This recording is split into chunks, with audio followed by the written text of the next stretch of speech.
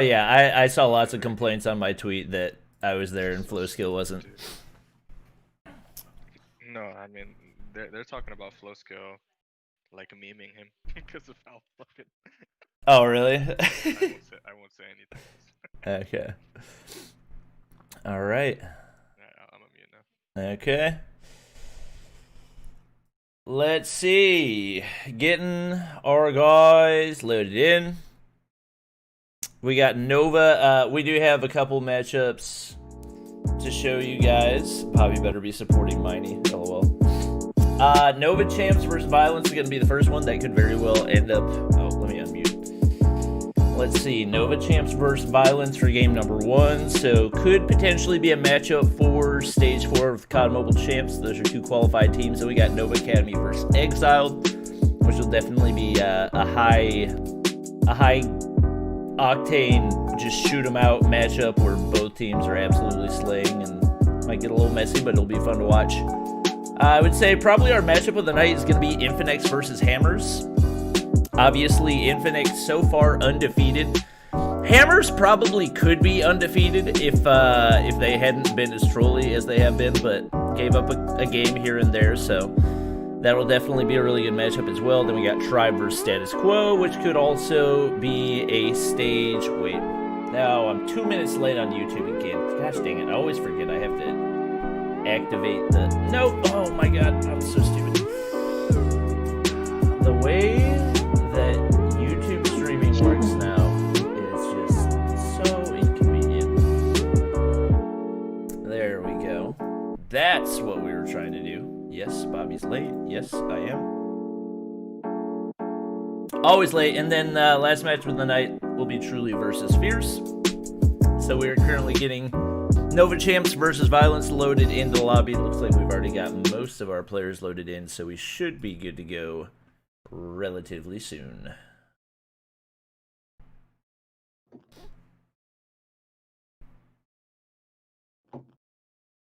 Now I gotta go make sure I didn't accidentally create a new YouTube stream, which I probably did.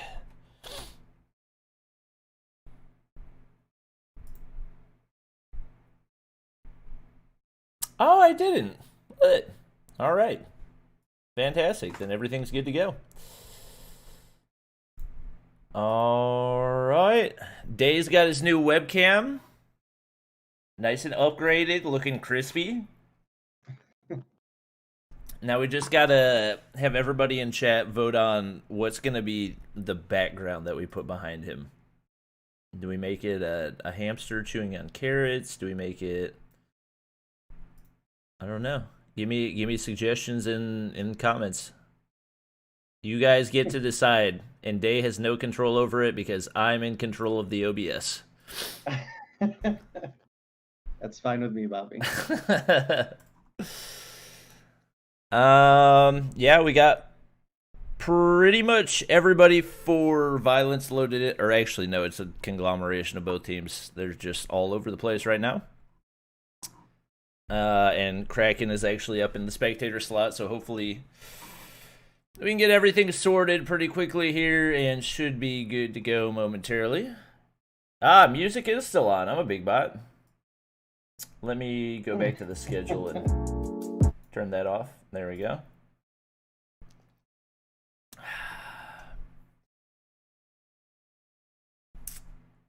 All right. How is everybody doing today? Welcome. We should hopefully at least have some exciting matchups for you all today. Obviously, the matches were on the screen not too long ago, but this first match will be Nova Champs versus Violence, so definitely be looking for some exciting plays out of these two teams. Yep, Nova Champs. Let's see, taking a look at the standings actually real quick.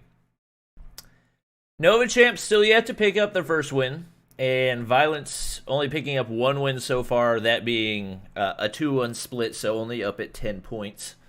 Obviously, both of these teams would like to make some headway, especially Nova Champs heading into Stage 4. I believe Stage 4 will be happening probably the weekend right before the actual championships for Mobile Mayhem Season 3, so obviously they'd like to build that momentum not only for Mobile Mayhem, but also for Stage 4. Definitely going to be keeping an eye on them. Violence did better last season than they've performed so far this season. Obviously, they've had some difficult matchups as well, so that's played a pretty big factor in some of their struggle, but we'll see if they can bounce back and maybe manage to get the 2-0. If they can get the 2-0, they'd be within 10 points of Nova Academy, who's going to be going up against Infinix. Obviously, those two teams being the 1 and 2 in Division 2, which right now is looking to be, at least for the top 2 spots, the more competitive division. But I would say 1 through 4 in Division 1 is probably going to be the more competitive. Top to bottom is basically all the teams within 20 points of each other. Yeah, it should be pretty close, obviously. Well, I guess for anybody maybe not having caught up on North American Mobile Mayhem this season so far, we have changed the scoring system, or well, rather the admins have changed the scoring system so that a loss no longer loses you points, just gives you a flat 0. So you will notice some changing to the scoring this season around. You won't see a bunch of teams in the negative this season, which was a little bit unfortunate last season, but fortunately that's just the way the cookie crumbles when the gameplay is getting so intense. Yep. But we do have all of our players in, should be good to go. We do have Lazary joining us, wasn't with Violence on Monday, so one notable substitution. And we actually have AY in for Nova. I'm not actually sure who that is. I'm not sure. I've actually seen him play in Mobile Mayhem or any other competitive. Could potentially be a name change. Hopefully the admins can let me know on that one, but may very well be a brand new player. It looks like he's actually going to be rocking the shotgun off the start, which is not too surprising to see in a game of Summit Hardpoint, but we're going to go ahead and hop into the gameplay and see what these teams have got for us. Looks like he is on their champs team, but lives in Turkey and just came back. Wow, okay, that's interesting. We do have different. Forbid picking up First Blood. Actually ends up getting 2 kills right there. Poison picking up a double as well. And very solid start right here for Violence as we have Poison picking up yet another kill. Hops down from topside control center. Another one coming in onto Saxy. And he is in the zone right now. Gets the UAV called in. That's going to be big for them in regards to holding map control and everything else. He's going to be able to hold the point for the time being. Vitali is picking up a few kills up on the top side, making some big plays, able to take out Lazary as well, and it's finally Forbid dropping him, but not before he manages to pick up 4 kills. Yeah, this is a great start so far. Definitely got to see Mason pick things up a little bit here. We're going to see him use the shotgun again. We typically see him with the snipers. He's got to land these shots. I've seen him quite a few times just get a clip without getting the kill, and it's got him killed. And fortunately, Forbid is having one heck of a game so far. So doing a good job keeping the team here together as they cross the 50-point mark, or well, rather get to the 50-point mark. And man, Forbid, bloodthirsty medal there for him. Yeah, he's at 9 kills right now, just absolutely fried. 10 kills. They seem to just not even know where he is. Kraken finally able to end the streak right there, and as he ends the streak, he actually gets killed by a hunter killer, but 10-2 for Forbid right now. Absolutely in the zone. Olev having a phenomenal game as well with 8 kills on the board. Getting that care package called in, and Forbid's going to send out the Molotov. That'll protect the top side of Control Center and force them down around the corner, giving him an even easier opportunity to protect that angle. Mason pushing up the side. Actually rocking the KRM right now with one of the brand new skins from the new Battle Pass. Spots somebody from above, but actually misses the grab spike. That's going to be a big missed opportunity. And despite the dominance so far coming out of Violence, Lazary just now picking up his first kill. We'll see if he can manage to kind of continue to improve his performance as he struggled a little bit early on. And no surprise here, Saxy doing pretty well. Again, one of our pretty consistent shotgun players, as we do have Mason rotating over with his team. About a 50-point lead right now, so gotta be feeling pretty comfortable if you are the side of Violence. And, man, Nova just struggling to find any sort of groove here for the team, but just as I say that, that's a triple kill now going over to the side of Nova. They might be able to get a few points off of here, but a majority of this hardpoint has already gone in favor of Violence. Yeah, Violence has control of spawns, and honestly, once you get control of spawns on this point on Summit, there's a very, very small chance that the other team's going to be able to break the hard point unless they do manage to flip spawns. Obviously, they weren't able to do so right there, so basically going ahead and giving up on that one. Actually, Saxy camping the bottom of that hop-up. Missed the initial shot, and Olev capitalizes, picks up the kill onto him, picks up another one right there to move him up to 12 kills. Pulls out the War Machine, gonna pick up a couple kills as well as destroying the trophy system on the hard point.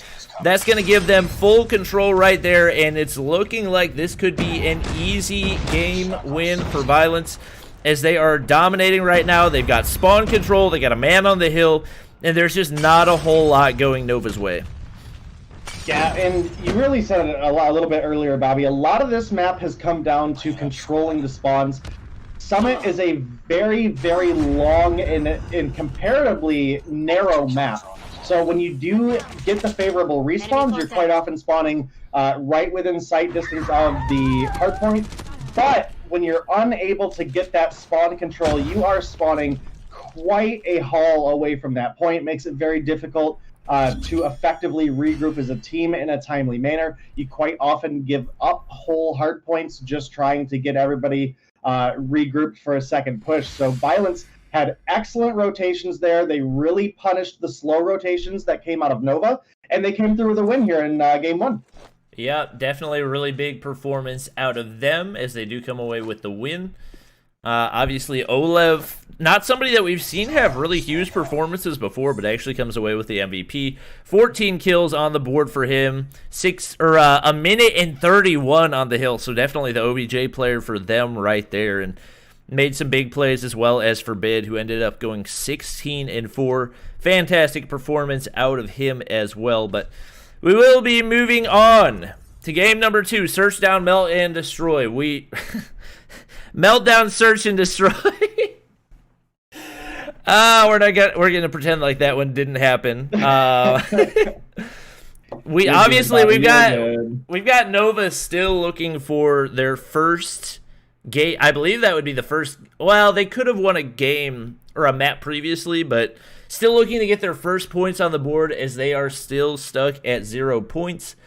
Obviously, as a champs team, they would love to get something on the board to kind of get that momentum going for them, but not able to do it in that first game of Summit Hardpoint. We'll see if they can turn things around here on Search and Destroy for Meltdown. I believe this is a map they typically tend to pick for themselves, so hopefully the consistent practice on there will give them a shot at picking up that first win. Yeah, Benzo, we do see you. That has been something that has changed with the actual spectator mode update. I switched it. Yeah, it's difficult to manage sometimes, for sure. I believe I switched it mid-game. I'm not... Yeah. Wait. He's saying the mini-map on the HUD. Covering. Okay, yeah, I switched that early on the last game, so I think it should be fixed now. I noticed that as well. It was because I had my my screenshot HUD open instead of my other one. All I know is the spectator client has certainly been weird this update. Yup. We do have hopefully they'll fix that soon. Obviously Mason pulling out the new DLQ skin. Honestly, that is probably my favorite skin of the Battle Pass. That DLQ, I can't remember, Neon something.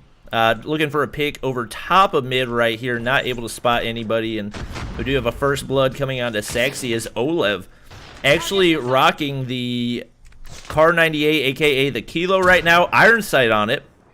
Not even using any type of a sight, but he's going to pull that out, and it looks like they will make the push over toward the A site. 2 players down for Nova right now should make the plant relatively easily, and with those 2 players spread out pretty far. Oh no! Olev Molotov himself, very nearly cost him his life. He will stay alive, but we do have Vitaly picking up the initial snipe and the follow-up onto Lazary and Mason. That's going to be big to even things up at 2-2. Doesn't spot the player sliding behind him. Not going to be able to hit the quick scope, and it is Violence coming out on top in round 1. I am actually a little bit shocked that with Mason on this team, they've made the choice to push down over into the A-bomb. Typically, we do consider Nova to be one of the better shotgunning teams, which A-bomb favors. Meanwhile, Mason, you've mentioned before, Bobby, phenomenal sniper who's definitely looking to make his name here in the Mobile Mayhem scene. I would expect them to push harder in the B side for the remainder of this game, as they are also making that rotation now, actually. And Mason actually gets spotted across that sniper's nest, but I don't think he actually ended up seeing Vitaly. Regardless, I believe Vitaly ended up missing his shots. He's going to be able to push across right there. Both players missing their snipes initially. Mason actually pulling out the nade, seeing if he can potentially get one over top right there. Maybe going for a little bit of a distraction. Obviously, we do have Vitaly on the backside of a head glitch, so it's going to be difficult to land that sniper shot, and Vitaly sends the nade out. It's not going to go very far, and the glow stick coming out for Mason. He ends up getting the glow stick kill, the newest weapon in Call of Duty Mobile as far as melee weapons go, but now it is a 1v3, and it will be Nova getting the defuse right there to tie things up at 1-1. Yeah, it's a good round for Nova there, and realistically, Mason did push up incredibly far, despite being a sniper, obviously, for that B push. I would like to see him hang back a little bit. He's proven himself these past couple days that we've seen him play as a very effective sniper, and I would like to see him play more in that style, as we do have him just barely missing the shot there mid. Yeah, and honestly, a pretty spread out approach right here from Violence. They send one player over to B site. We got Mason, who ends up getting sniped across mid.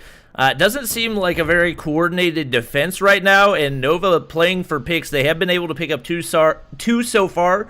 We do have Lewis dropping already, but Vitaly holding down the A site right now, and my first-person perspective just doesn't want to switch. Finally get to switch right there. Olev looking to pick up the kilo snipe, but not able to do so, so he's going to actually push over toward the B site right here, as is Poison. Looks like they will go for the plant. Poison pushing up toward mid-generators, not able to spot anybody as of yet.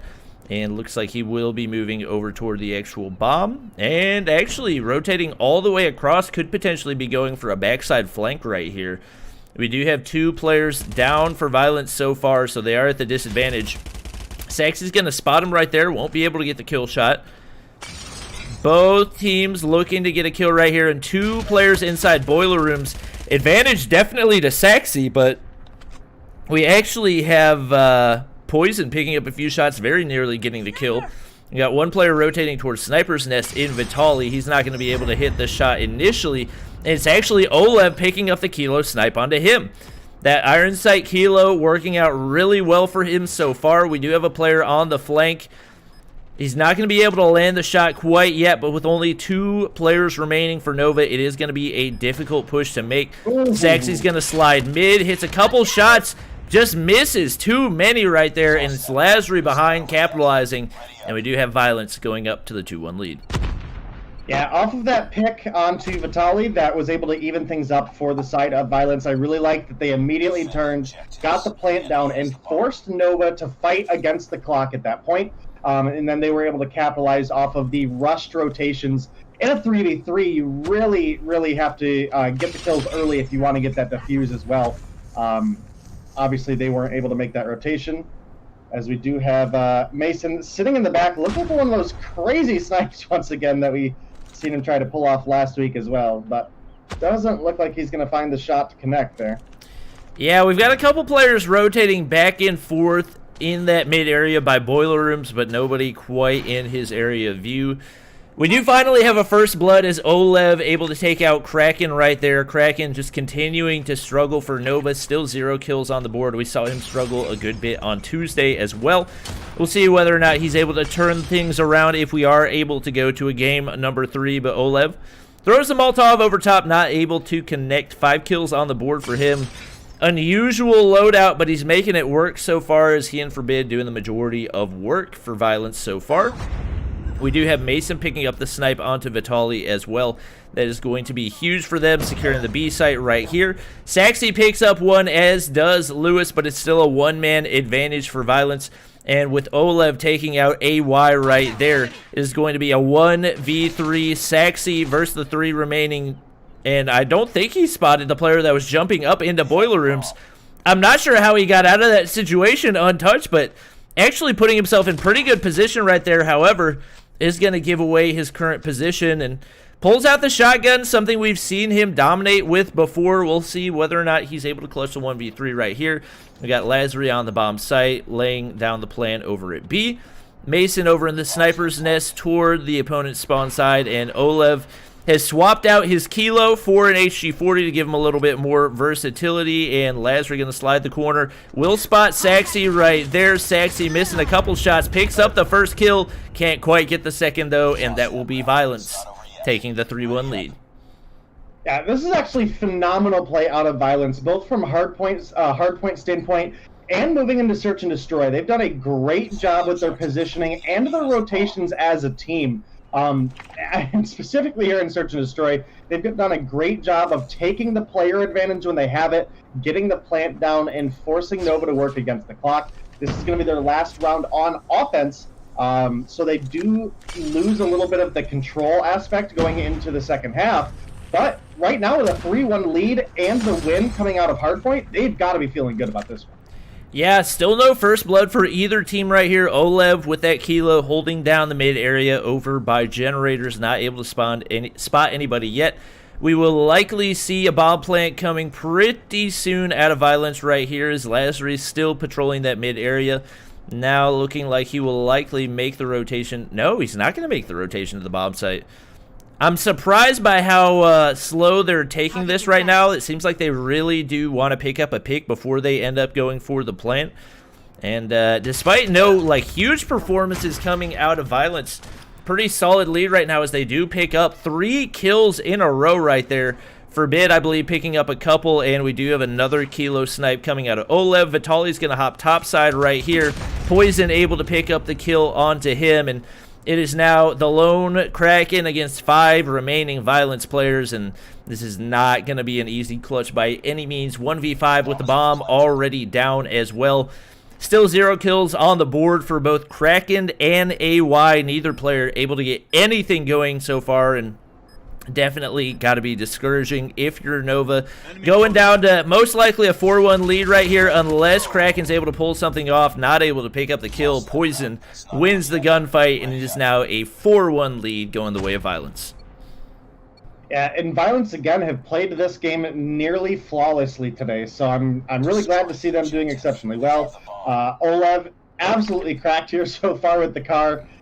Doing absolutely phenomenal work for his team. 8 kills on the board for him. Violence have a 4-1 lead moving into the half, and it does look like we are going to have the quick B-side plant coming out of the side of Nova. And this does give them a opportunity to kind of take things into their own hands once again and force Violence to do actually what Violence had a phenomenal showing of in the first several rounds, is making the enemy fight against the clock at uneven odds. We do have Lewis picking up the refrag right there, so 1 player down for each team. Poison and Kraken dropping for both teams. Olev, oh my gosh, what a snipe out of Vitali right there. Lazary picks one up as well. We do have AY finally picking up his first kill for Nova, but we've got Olev picking up another with the Kilo. All players are down for Nova, and that's going to be an easy defuse for Olev, moving up to double digits right there, giving them the 5-1 lead and putting them at match point against this Nova Champs team. Yeah, Olev doing mad work carrying the side of Violence here, at least in Search and Destroy. As you mentioned, it just hit double digits on the board. Definitely got to be feeling pretty uncomfortable here if you are Nova. It's now match point, and it's a long climb to go for Nova if they want to push us into a Game 3. They have to play absolutely flawlessly here for the next 5 rounds if they want to turn things around. I mean, they really cannot afford a mistake here. And we do have a early bomb plant 5v5. This is ideally their best opportunity here, especially if they can get first Enemy blood sight. forbid. And Mason, man, that's a rough spot to be in if you're a Nova fan. And even though they need to be defending the bomb right now, Violence is playing offense and it's working. Mason picks up another 2 kills right there, absolutely decimates all of the remaining Nova players. And we do have Violence coming away with the 6-1 win right there. Mason, a huge round as he doubles his kills in that final round to move up to 6. And it will be Violence getting the 2-0 sweep against Nova Champs. Definitely a big win for them, as they had struggled so far this season. That will give them a solid 30 points. Checking out the standings real quick. That should move them up into 3rd place for the time being and put them in contention for the semifinals as well. Yeah, that was an incredible showing coming out of Violence here early on for our first match of the day. Again, Olev, absolute madman here today, popped off 10 kills for the team. Mason, as you mentioned, had a really big final round there, so well done, Violence, as they will be picking themselves up 20 points here for our Thursday games. Yep, definitely. I mean, Olev, I feel like has not been great so far for Violence, but in both Hardpoint and Search and Destroy had some really big performances. 10-1. In Search and Destroy right there, absolutely popping off with the Iron Sight Kilo, so props to him for stepping the game up. Obviously, still a lot of work for this Nova team to do before they do head in to Stage 4 of the COD Mobile Championships. We'll see if they're able to bounce back next week, but taking a look at our next matchup, we are going to have Nova Academy versus Exiled. Should definitely be a fun one to watch. Obviously, this Nova Academy team, a lot of young players with a lot of skill. Exiled, I would say, in a pretty similar boat.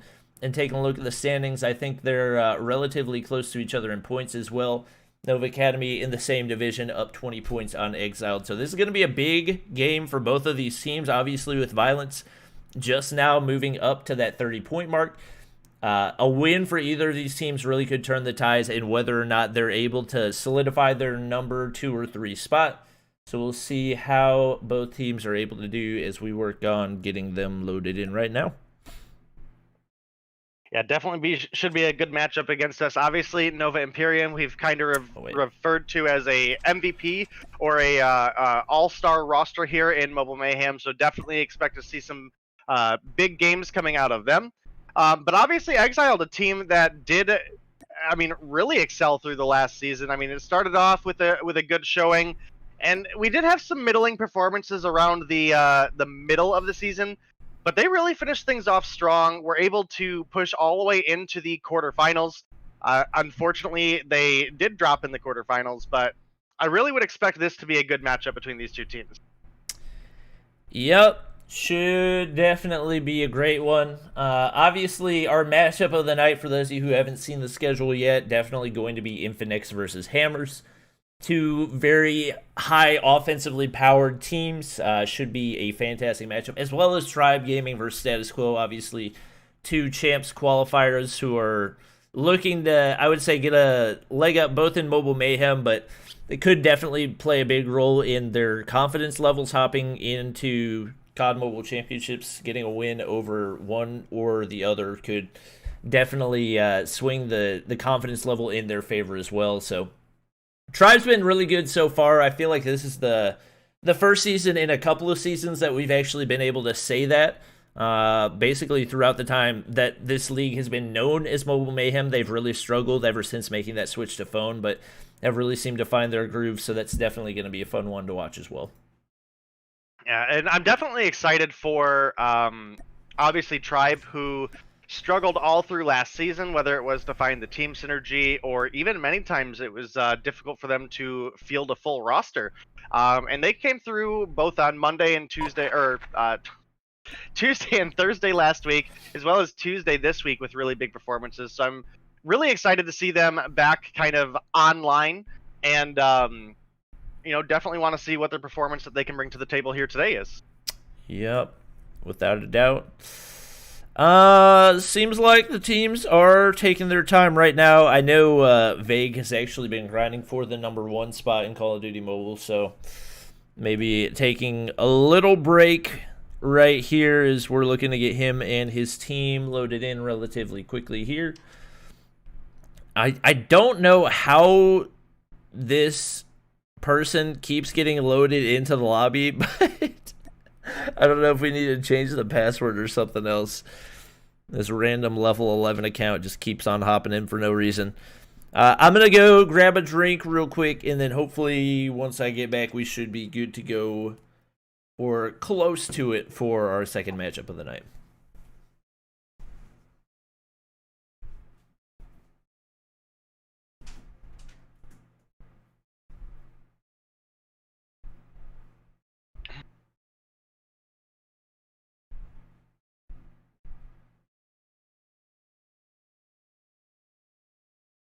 All right, hopefully we can get these teams in here soon for you guys. Obviously, we are just as excited as you guys to get to the action. We have quite a few fantastic games ahead of us yet today.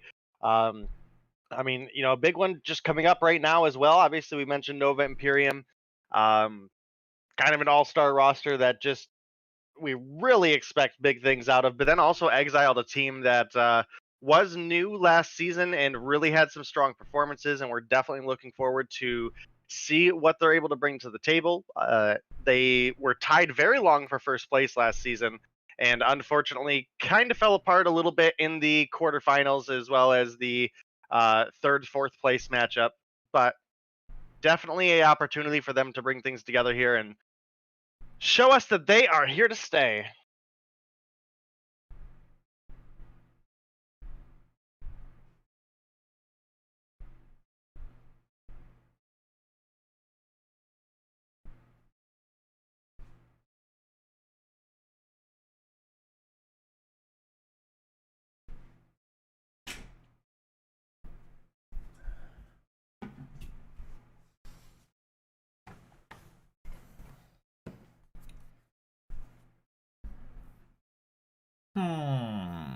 Still waiting.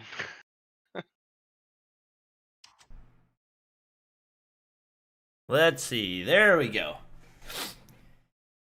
Hi with the host. I appreciate it. Can we get some, with the raid, can we get some raid hype in chat? I believe he's actually going to be getting ready to load in right here for Nova Academy. So hopefully that will get the rest of the roster in here relatively soon. And Vague is in a match now. Interesting. Maybe he's not playing tonight. I actually did see some people in chat were talking about that earlier, so it very likely could be. Maybe our wonderful admins can tell us the answer of that. Somebody's saying Vague can't play because he changed his name. Yeah, I see that too.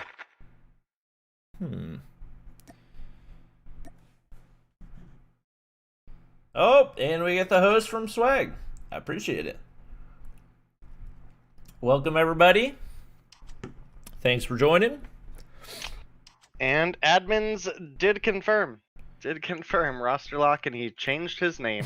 So I'm guessing he's got to wait 3 days to change his name back? Or, okay. Yep. Unfortunate. Big unfortunate. F's in chat for Vague. Fortunately for Nova, they are not at a lack in regards to good players to sub in, so probably won't have too much of an issue right here. We'll likely have Hex loading in soon. I'm trying to think. I believe there's 7 players on that roster. Could potentially be one other one. And that person keeps making it in the lobby somehow. Well, more power to him, I guess. We do have Darky joining up for Exiled right there. If I had to guess, probably Neji will join for them. Hacks for Nova. And then we should be good to hop into our second matchup of the night.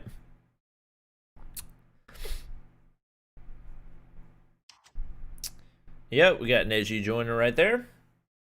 And that's realistically big for the side of Exiled. I mean, Darky and Neji together is kind of the power duo, I would say, of the Exiled lineup. I mean, they have good players across the board, but specifically Darky and Neji are really the two standout players to me. Thank you, Chaos, for informing the chat of why Vate can't play. I appreciate it. Very helpful. Yeah, just waiting for Hex. There he is. And once we get the rest of the players readied up, we should be good to hop into hardpoint on standoff. Typically for respawns, I mean, just in general, I typically give the advantage to Nova Academy. It's just such a good roster. Typically going to be tough to take them down, especially in respawn. And obviously in Search and Destroy, they're a big threat man. As well with High and Swag. Roster. Yeah. I mean, it's basically an all-star team, so do with it what you will, but hopefully Hax has a little bit better time with his connection today. I know on Tuesday definitely struggled to stay connected to I believe it was Search and Destroy on Raid. But one of the games, I want to say it was on Raid, he for sure struggled with staying connected in the game, so hopefully we'll have some better luck out of him today. But, you know, as you mentioned, I mean, even with a substitute, you look at this Nova lineup right now, and it is absolutely an A-tier lineup one way or another. For sure. Just waiting on End to ready up. And there he goes. Good to go for game number 1. Interested to see whether or not... I would say... So, obviously, we do have the Fennec introduced into the game. The Fennec is the Vector, by the way. Yeah. Just, we haven't seen anybody use it yet. If there was going to be a map where someone would use it, I would expect it to be something like Hardpoint on Standoff, just because there are going to be so many close quarters encounters. Obviously, we got players speed boosting with ARs off the start. So we'll have to wait and see whether or not anybody does end up making that switch. Right off the bat, I see, I believe, 8 HG40s in play. Darky picks up the frag on the backside. Grace with a 2-piece as well, and actually a pretty strong start right here for Exiled after we've been singing the praises of Nova Academy for the last 10 minutes. We do see them pushing in, getting a break for the time being. Darky inside, looking to pick up the frag, but not able to do so as he is taken out by Wally, and it looks like Nova Academy is starting to secure map position right here as Wally picks up 3 kills, Swag picks up 2. However, pretty good counters coming out of Exiled. They will have a slight lead for the time being. Hax is going to jump through that doorway, though, and pick up the frag, and they will have control of this hard point. Darky looking to contest as he does go topside right here. Still can't get the freaking spectator to view to stay in first person, but hopefully it does that soon. Yeah, absolutely, and definitely going to have to be watching out for Wally here. Obviously, he's got kind of his signature chopper out here. And this map does have a lot of long sightways for a LMG to make use of, with adequate head glitches or corners that you can peek as well. So definitely be looking for Wally to make use of that, as we also see him trying to get some wallbang action here. Unable to find the bullets to connect, gives his position away, and does get dropped by End. Grace picking up a double kill for the team. And Bear is literally at 1 HP right now, somehow survives, and Exile still holding down this hard point.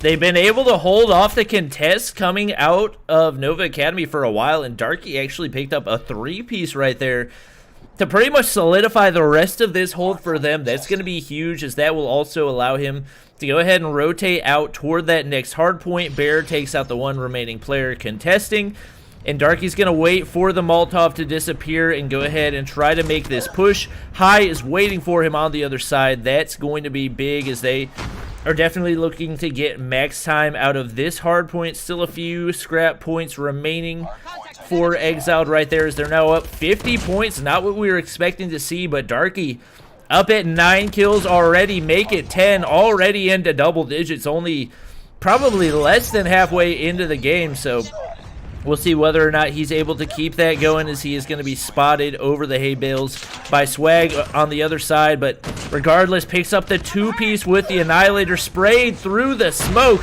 That's actually going to be a huge kill coming out of Wally right there, and the 120 meg capacity of the chopper coming in handy as he hits the spray through the smoke. Yeah, and again, this is a very deadly weapon, especially when in Wally's hands. As you mentioned, the 120 round mag. I mean, big turn on Neji there for Wally, as well as we do have Nova starting to accrue themselves some points here. Obviously, Exiled had taken a very early lead. Nova Academy will be able to flip that back into their favor by at least a couple points here. I think about 7 or 8 points. So definitely a big opportunity for these guys here. And now with the rotation over, we do have the early rotation coming out of Exiled. They may be able to get the lockdown, but this is going to be absolutely tough. There's a lot of spray and pray or wallbang opportunity for Wally as we move over to the bakery here. Ooh, Bear! Yep, big plays coming out of him. We do have Darky already up at 14 kills right now, looking really good so far. Has already rotated all the way through his score streaks as well, so he's going to be looking to pick up another Pred missile as he spots Swag up on the top side, make it kill number 15. It looks like pretty solid control right now for the side of Exiled. 2 players contesting. Hex gets the double kill with the grab spikes. That's going to be huge. Darky barely staying alive right now. They need to pick up this kill, and they're able to do so. They do get the push onto the point. Swag somehow evading the shots of Darky, but not for long enough. We do have Darky sliding the corner, trying to pre-fire, not able to make it happen, and we've got Wally just abusing the firepower of the chopper. 13 kills right now, and we do have a pretty even game right now. 102 to 99, not something that we typically see this late in the game. Definitely going to be an exciting ending. Yeah, we have Darky trying real hard for his team here, obviously up at 16 kills. Bear just crossing into double digits. Wally does get the wallbang kills there, though, so excellent work out of him. As you mentioned, this map is very close. Oh, the Pred missile! I thought that was going to be a triple for sure, but Bear ends up getting a double on the other side, so that's actually going to end up going the way of Exiled. Wally looking to call in his cluster strike right here. I think he's kind of waiting for them to make the rotation before he actually decides to call it in. I don't like this rotation out of End, though. I would have liked to see him go back to gas station and take this Goliath right over to the next hard point and get set up. They're really in a dangerous position now as they are making the late rotation over. And Wally with the chopper, if he's able to get some shots onto this Goliath, we could see it get wasted very easily. Yeah, he's still got 370 HP. We do have 2 players for Nova Academy on the hard point right now. Actually, only 1 player on the hard point. 2 players on the outside. He's going to take some shots right there, but 97 HP remaining. Obviously, Nova doesn't know that, so 38 HP, but to them, it just looks like one giant Goliath. The RPG will finish him off right there. Nova Academy has control of the hard point. They only need about 15 more seconds, and Hex gets a huge kill right there that will likely solidify it for them. Gets the minor assist on that one. We'll slide the corner high. Swag, Wally filling up the feed. Only 3 more seconds needed for them right here, and it looks like game number 1 will go the way of Nova Academy, 150 to 109. And that's a bit unfortunate for Exiled there. They had a lead early on. They definitely had opportunities where they really could have came through with a strong win here, but I think they really struggled in the rotations. We saw them way too often making rotations over for trickle points at the end of an objective when the enemy, obviously Nova Academy / Nova Imperium, was already rotating away going to the next point. That's specifically why I wanted to call out that bad rotation out of the Goliath. They were already behind the deli and making the rotation over. They doubled back, wasted a bunch of time, and gave Nova the opportunity to just set up on that final point and get the win from there. So definitely Exiled started this game off strong, but we have to see them carry good rotations throughout the game. Otherwise, Nova Academy is going to turn things around and walk all over them. Yeah, Bear for Exile definitely had a big game, not only going 15 and 12, but a minute and 23 seconds on the hard point as well. Unfortunately, it just wasn't enough. The rotations for Nova were too good. 17 and 9 with a minute and 8 seconds on the hill for Wally. That was definitely a huge factor for them. Obviously, Hex going 20 and 12 as well. Very, very big factor for them. They do come away with the win. Should be interesting to see how these two teams match up on Search and Destroy on Summit. Obviously, Summit, a lot of tighter angles. Typically, snipers are not as big of a factor, so the sniper power of High and Swag will likely not play as much of a role as we typically see. We'll see if Exiled is able to capitalize on that and maybe sneak away with a win right here. Yeah, absolutely. I mean, unfortunately for Exiled, I would have given them the edge, if at all, in Respawn. I definitely think they're going to struggle in Search and Destroy up against Nova Imperium. Just looking at, the names over on Nova, all players that are historically incredibly strong Search and Destroy players, High, Swag, Zealous, Hacks, all phenomenal Search and Destroy players. Wally, maybe not like a top Search and Destroy player, but overall solid player across the board. For both Respawn and Hardpoint, or both Respawn and Search and Destroy. So I definitely like them having Wally on this roster because it does provide them a lot of flexibility. And I do really think Exiled are going to struggle in the Search and Destroy matchup, specifically on Summit. This is one of the stronger Search and Destroy maps, at least in my opinion, for the side of Nova.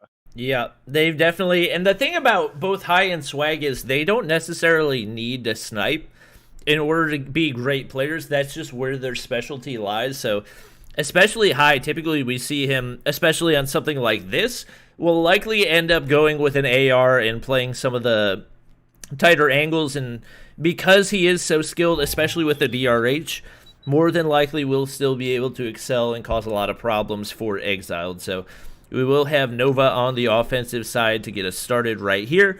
We're in the countdown. We actually see End with the Fennec out right now. Interested to see if he's going to keep that. And actually, it looks like for the time being, he's going to stick with it. And as I say that, he does pull out the shotgun. But it's not something that is uncommon for him, as we've seen him abuse the power of the shotgun many times before. We'll see if he's able to make it work, as we do have a strong topside push coming out of Exiled right here. Trades for both teams. We do have a man advantage for Nova right off the bat, as Neji and Grace will both drop.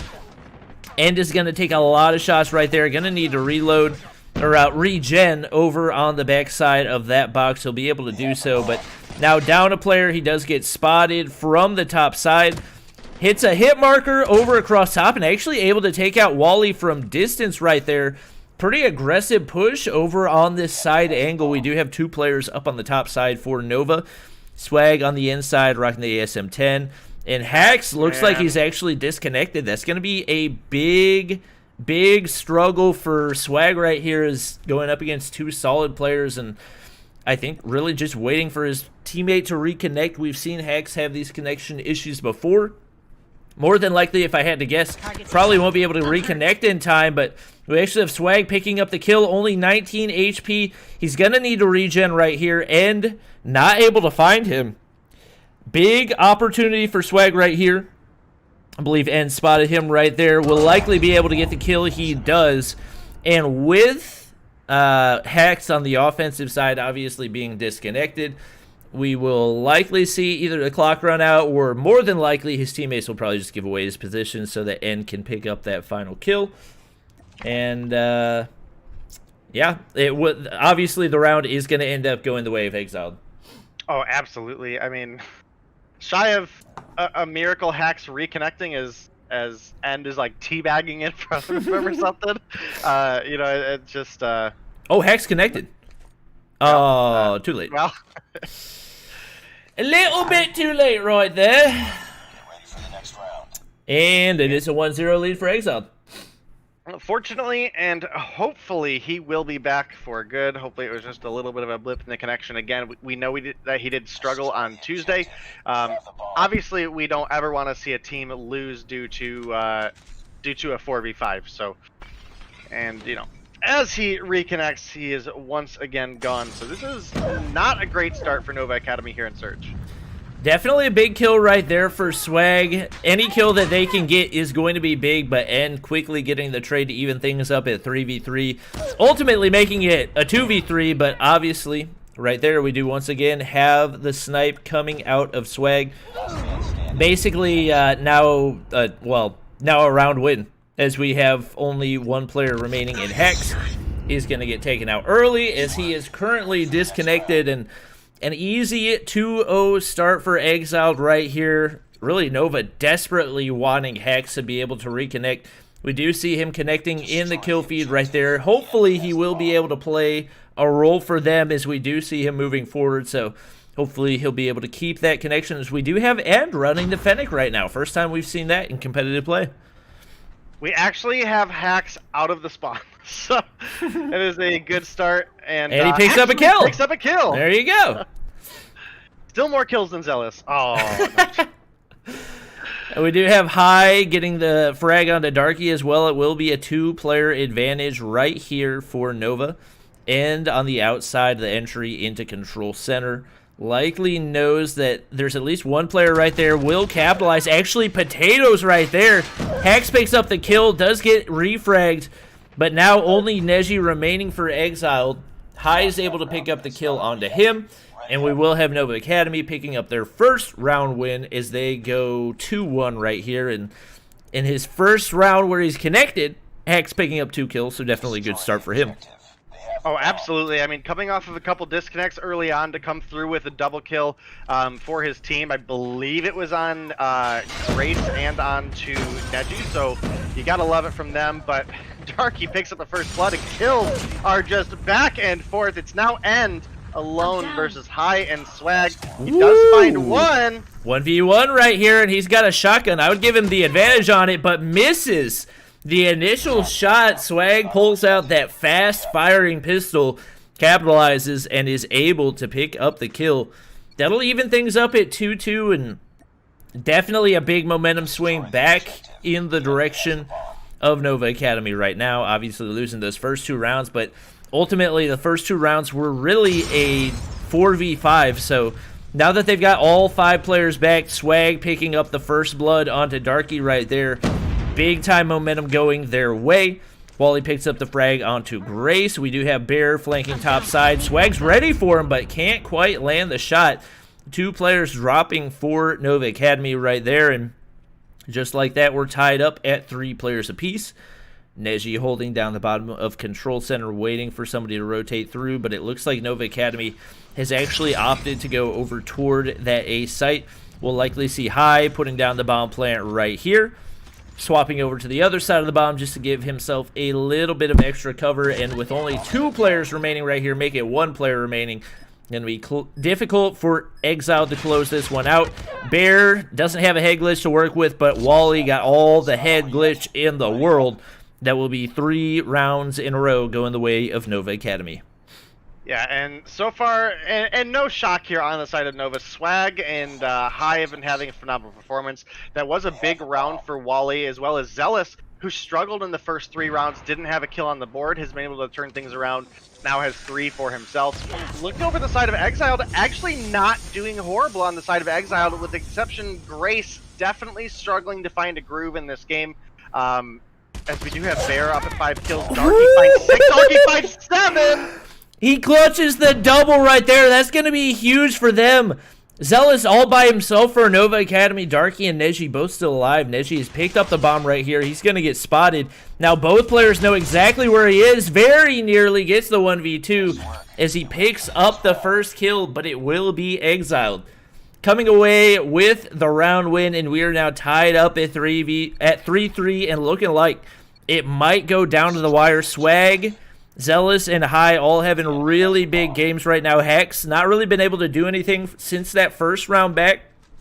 Definitely going to need big contributions for him if they're going to be able to close this one out in a sweep. But we do have High picking up the first blood in topside with that ASM-10. We got a player dropping down. Finally able to win the gunfight miraculously, and Grace will drop. Neji, the only player remaining. Oh, Zealous! Zealous. What a big save there for Zealous. Yeah, that was big for them. So a 4-3 lead now going the way of Nova Academy. Yeah, and again, you know, we're not shocked that we see Darky doing well for the side of Exiled here. He's been one of our players to watch all across the teams for all of last season as well as moving into this season. Again, Grace really needs to find some sort of groove here with the team. Maybe make a different rotation. Maybe just play back a little bit and see if you can assist the team just with some cover fire at this point. Neji able to pick up a big double kill here, though, and now a man advantage going over to the side of Exiled. Yeah, Neji was able to take that top angle, capitalize, and get the easy double kill, not even contested right there, and it's actually End over on the opposite side, hitting the snipe to even things up, 4-4, looking more and more like we may be going to around 11. Such good consistency across the board for Exiled, with the exception of Grace. Everybody above 6 kills. They're looking really good, as honestly Nova is as well. Hex the only person below 7 kills for them, so a little bit surprising to see this one as close as it is. No first blood yet. As I say that, Bear, I believe, Molotov'd himself, and then Swag takes out N. Now a 2-man advantage for Nova Academy, high in the bottom side of control center. Actually spots somebody rotating from that side, spots another player, not able to get the kill on either, but Swag slides through to save his teammate, and now Neji and Grace, the only players remaining. Neji's going to spot one player in the top of control center, but with Grace dropping, there's just not a whole lot that he's going to be able to do. We do have Nova Academy picking up the win right there, and it is now match point for them as they go up 5-4. Yeah, Nova would definitely be looking to pick up a win here off that big search and destroy turnaround. But we obviously have seen really good rounds coming out of Exiled as well. They definitely have an opportunity where they could push us into a game 3 and still have a chance to pick themselves up some points here. So definitely be looking for Exiled to make plays. Darky hits 10 kills now for the team, but High answers back with a double kill, and Grace finding the first kill of the game for themselves here in round 9 or round 10.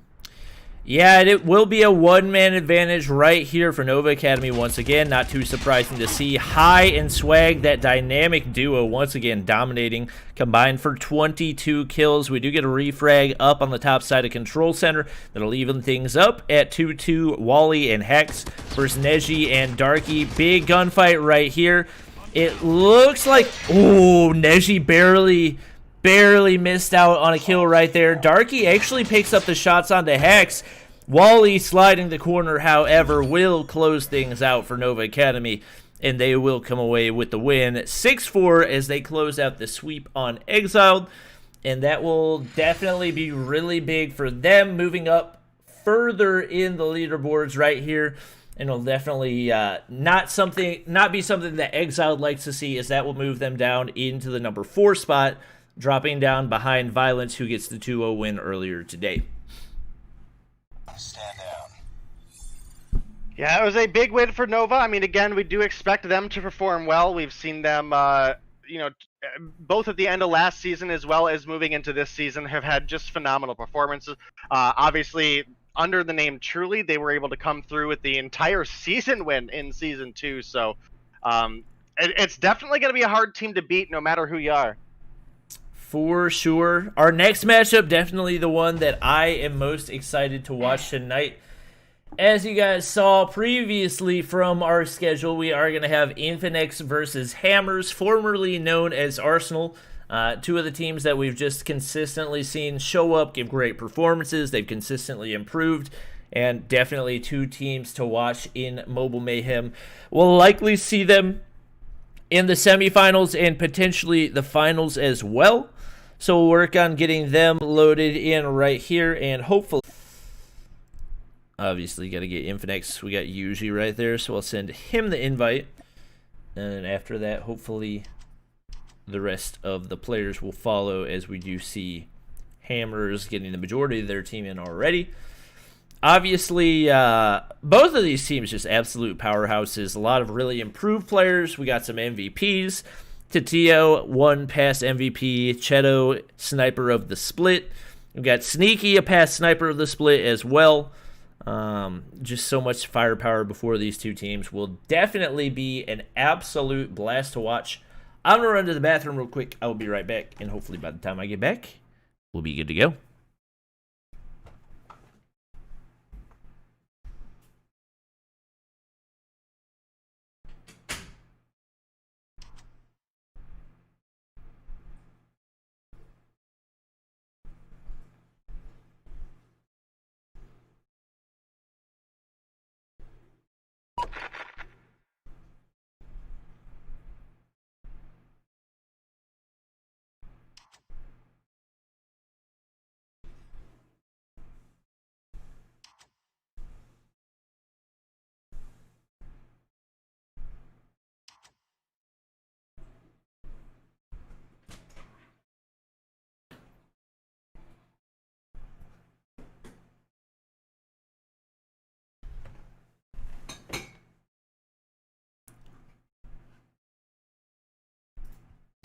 Oh, wait. Why am I not muting? Why is my mute pedal not working? What the freak? Tio with the raid. I appreciate it. Can we get some raid hype in chat? Tio always coming in clutch with the raids. Welcome, everybody. Welcome, welcome, welcome.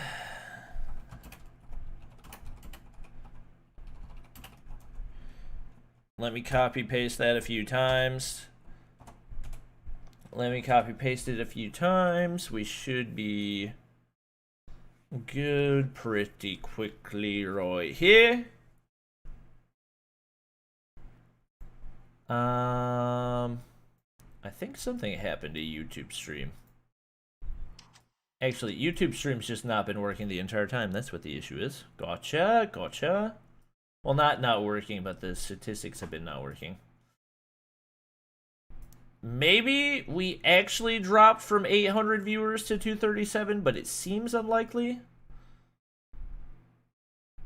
Bobby disconnected. Did I disconnect? Well, that's sad boy hours. Did I disconnect? All right. Well, it looks like we got our players loaded in. I don't know if Day is here. I may be solo casting. Might be solo casting for a second. Regardless, we will be all right. We do have hardpoint on Crash. Obviously, this first hardpoint, typically one that neither team's going to get a massive amount of time on just because it's so exposed from so many angles. Typically, it is tougher to hold control of that position. We will have Evil sliding topside. Hits the hit marker onto Yuji. Not able to hit the follow-up, though, and it's actually Yuji getting the frag. 2 kills on the board for him. Solid start, as that will give Infinix some free time on the hill. Sends out the smoke right there. Not able to hit the shots onto Shadow, and that will allow them to take control of the hard point for the time being. Sneaky right there. Getting a little bit of that in-between time as he waits for Infinix to rotate from spawn side, and it is Tio picking up the frag, rotating into the hard point. 3 kills on the board for him and Shadow. I would call them the dynamic duo of Infinix, to be totally honest. 2 players that have been absolutely dominant in all seasons of Mobile Mayhem. Gets the major assist, a couple minor assists right there. We do have Exempi top side of the 3-story. That's going to allow them to clear out the hard point pretty easily. So even though they're down 14 points, that will be huge for map control as they pick up 3 straight kills right there. That is a teammate Molotov as well, so they'll be able to throw 1 out the mid. Throwing a smoke right there as well. That'll make the push for Infinix pretty difficult right here. And actually a big kill as well as the hard point secured for Exempi. Picks up another one through that doorway, and with good map control, it'll be pretty easy for them to hold right there. Tio finally able to pick up a frag for Infinix. 6 kills on the board. That one definitely very much needed, but with main Mike up top of the 3-story, it's going to be really difficult for Infinix to make any type of a rotation in right here. It does look like we have Day rejoining us, and hopefully he should be good to go momentarily. We've actually got Mike rocking the advanced UAV, which is one of the newer score streaks, and not something that we've seen used competitively, at least that I've noticed. It could be one that has been used, but obviously is one of the silent score streaks, not something that you notice quite as much. Mike picking up a big double kill right there as well. And Hammer's looking really, really good off the start on this one. After a slow start, now doubling up on Infinix as they hold the majority of that first or that second point time. Obviously a little bit late here, Bobby, but it does look like we have Hammers so far having big performances, specifically in Shadow and Exempi doing exceptionally well. And Shadow is able to pick up the double kill there over Envoy as well as Yuji. Wow, Oh, Shadow man. gets a beautiful triple right there. That moves him up to 11 kills. He hasn't even used his Annihilator yet, so he's still got that ready to go. More than likely going to be looking to use that to secure that next hard point, which is typically one of the most difficult to break in the game. Now playing the objective for his team. Obviously, players on the top side holding that down for him. Exempi now moving into double digits as well as he gets a big double right there. And already looking to make the rotation over toward the next hard point. Infinix gonna need a big turnaround right here in order to keep their undefeated streak alive, but Exempi calls in the Pred missile. That'll take out one player for Infinix. Shadow turns his back for a second, but will spot Shadow right there, and with 4 HP is able to pick up the Annihilator kill. Tempo, huge kill for Infinix, who has struggled so far this game, able to take him out. It is, however, Hammers coming away with control of the hard point, and Tatio is going to have to go out into the open in order to get the break right here. We'll see whether or not he's able to do it. Pushing in, the Molotov comes in. He does die on the way in. Mike taking him out with the HG40, and it is Hammers coming away with control of the hard point. And Hammers have a commanding lead right now as they are just 25 points away from a win.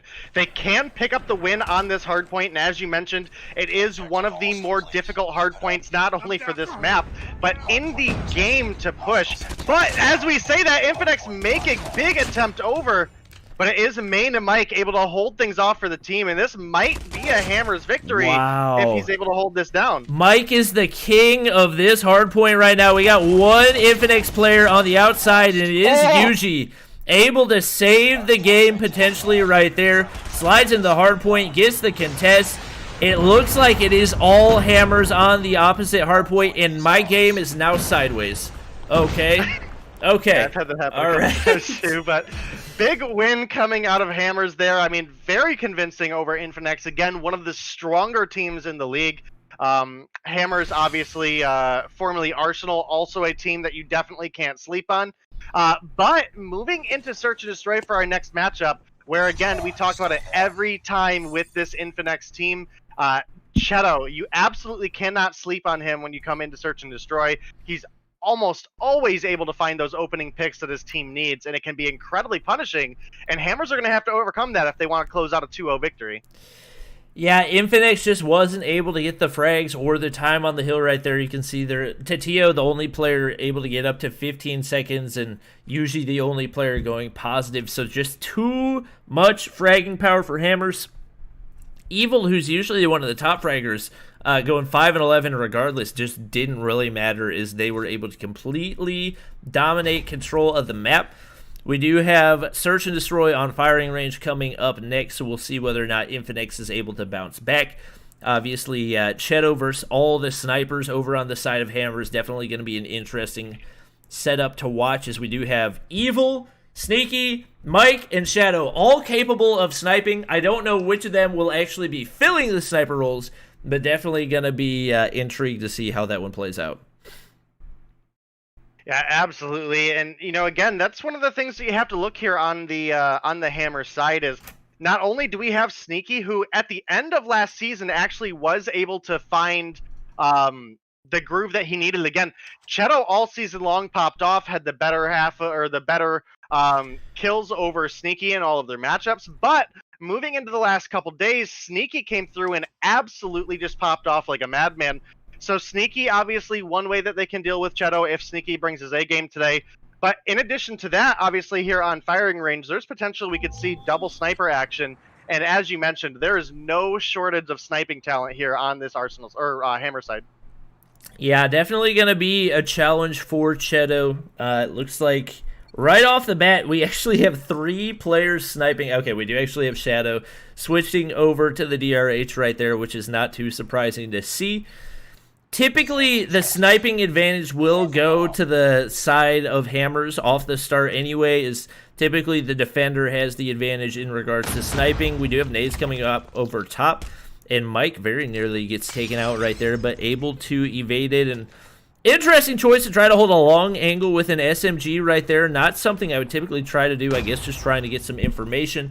No first blood for either team. Usually does get hit marker, but able to get away right here. We got one player pushing up. He will spot them hopping over toward 10, and Mike is the one to pick up the first blood onto Tempo. Yuji has picked up a sniper as well, and with 2 players now down as Tatio drops for Infinix. Definitely looking to be a good start for Hammers Esports. Main Mike with 2 kills on the board, trades coming in, and it is actually 2 players dropping for Hammers as We do have Cheto and Yuji both picking up a kill apiece. Now Hammer's holding down this tin side and pretty much everybody for Infinix over on the A site. We will have Envoy picking up the frag, but the RPG comes in for the refrag. It is now Yuji all by himself versus the remaining Hammers members. Oh no, Yuji. Desperately needed that snipe to land and just wasn't able to make it happen. It is Mike sliding the corner, picking up the frag, and Hammers goes up to the 1-0 lead.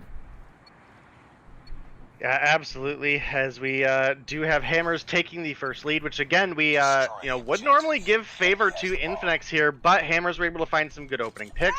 Infinix was able to return the favor, obviously, as you mentioned. Cheto and Yuji each finding a kill, but Cheto almost gets bodied there.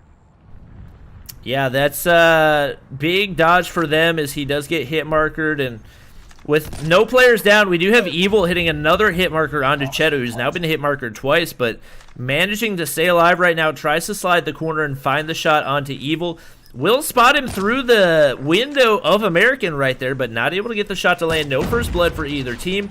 Players pushing. It will be Cheto dropping first. That's a big loss for Infinix. Opening up the door for Hammers to push. They get another one right there. Exempy actually runs out of ammo. Envoy gets the triple. It's now a 1v2. Tatio versus Shadow, and main Mike Tatio gets a kill. He could be able to close this one out. They might be able to get the bomb plant. Mike might be uncontested. Tatio took the long rotation and ends up paying for it, as it is Hammers going up to the 2-0 lead. Yeah, you hate to see it, but that is a 2-0 victory there. As you mentioned, we were able to get that kind of sneak defuse there. Obviously, Tatio's still alive, but made just a little too long of a rotation. And that is indeed going to be an excellent start for Hammers, especially coming off of that win on Hardpoint. If you are an Infinix fan, you definitely are hoping they're able to turn things around. They definitely have the potential to turn things around, as Envoy is able to pick up the first blood, and Tempo is going to make that a 2-for-1 trade for the team. Mike is able to get the refrag right there, but not able to escape as 2 kills come in for Infinix. Now Sneaky, the only remaining Hammers player, does have a sniper in his hands, and we know that can be deadly, but with 4 players remaining, not an easy task. RPGs all over the place.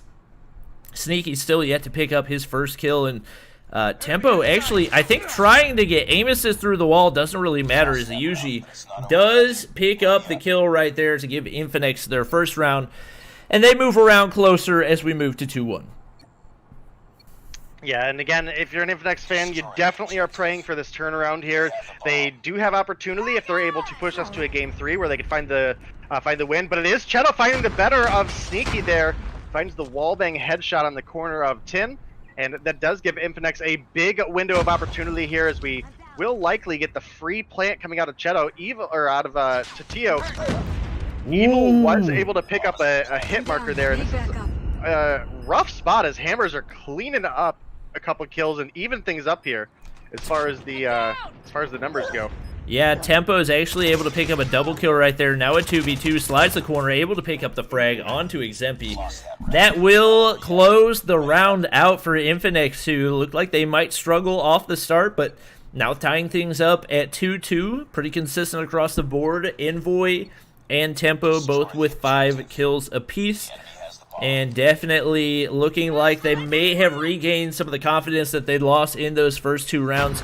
You have Tatio with the bomb, able to move across. Envoy picks up the first blood onto main Mike as he sends the nade across that top side. Getting ready to throw his trophy system down. And actually the counter rotation going over toward the B site right here is all 5 players of Infinix heading down that backside. Exempy spots him, but not a lot he's going to be able to do to defend against 5 players. Tatio drops him right there. 2 players down for Hammers. And now the rest of the remaining players looking to see if they can potentially contest. Tatio goes for the plant, but actually ends up paying for it. We get the kill out of Sneaky, but Cheto able to get the trade.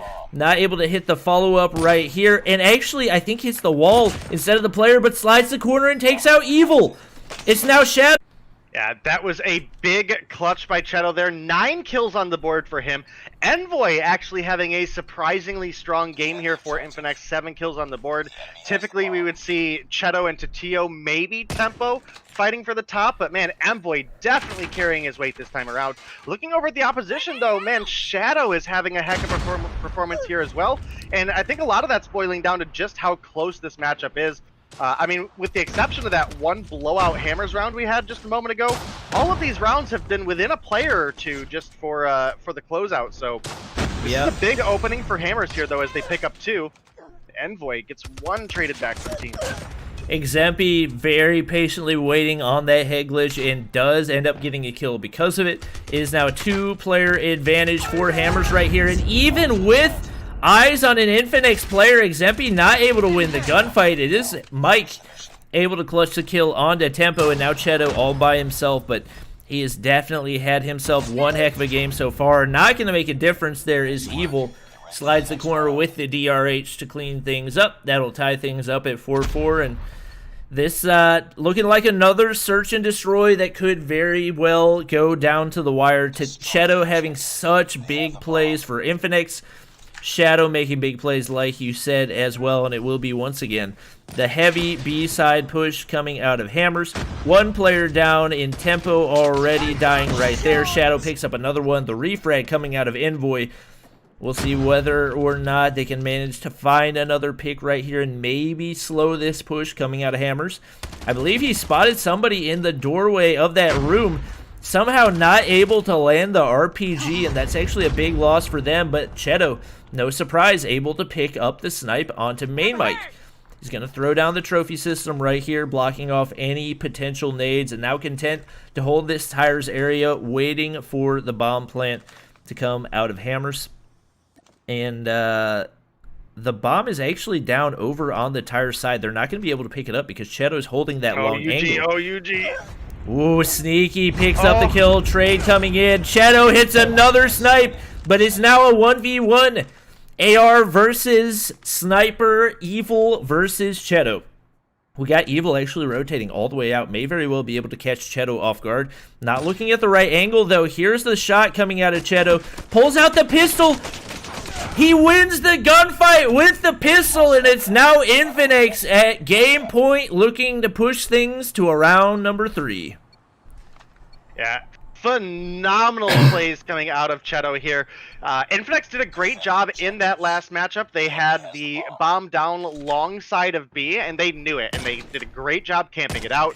Unfortunately, we had a very sketchy situation for Yuji there, as Exempi had made the rotation into B. Yuji looked away at the wrong time. He was able to pick up the kill, though. And speaking of Yuji, he picks up a double for himself.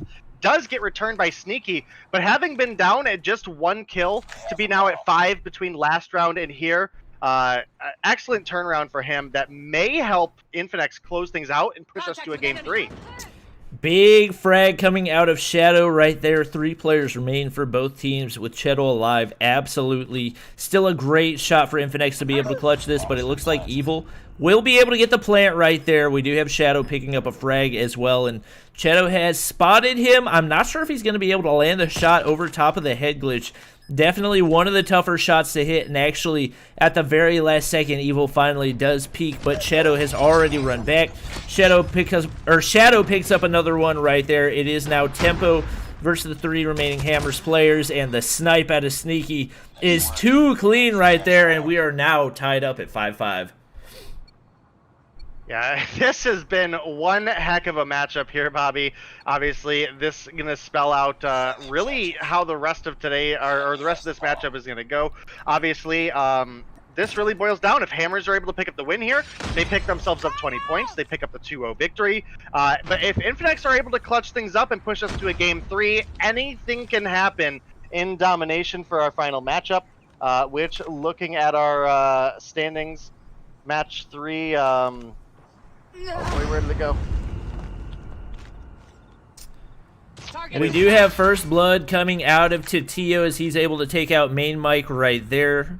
Cheto sliding into the trailer, now holding control of that, and definitely advantage going the way of Infinix. Not able to spot anybody over on spawn side, as most players for Hammers over toward that American side / the B site. Nobody really looking to push right here. Obviously, down a man, Hammers not looking to give any type of advantage to Infinix right now. Cheto with 4 HP is going to be able to hop into wood. Will be able to regen, but it is Evil picking up the frag. Tatio with the refrag. Envoy gets one.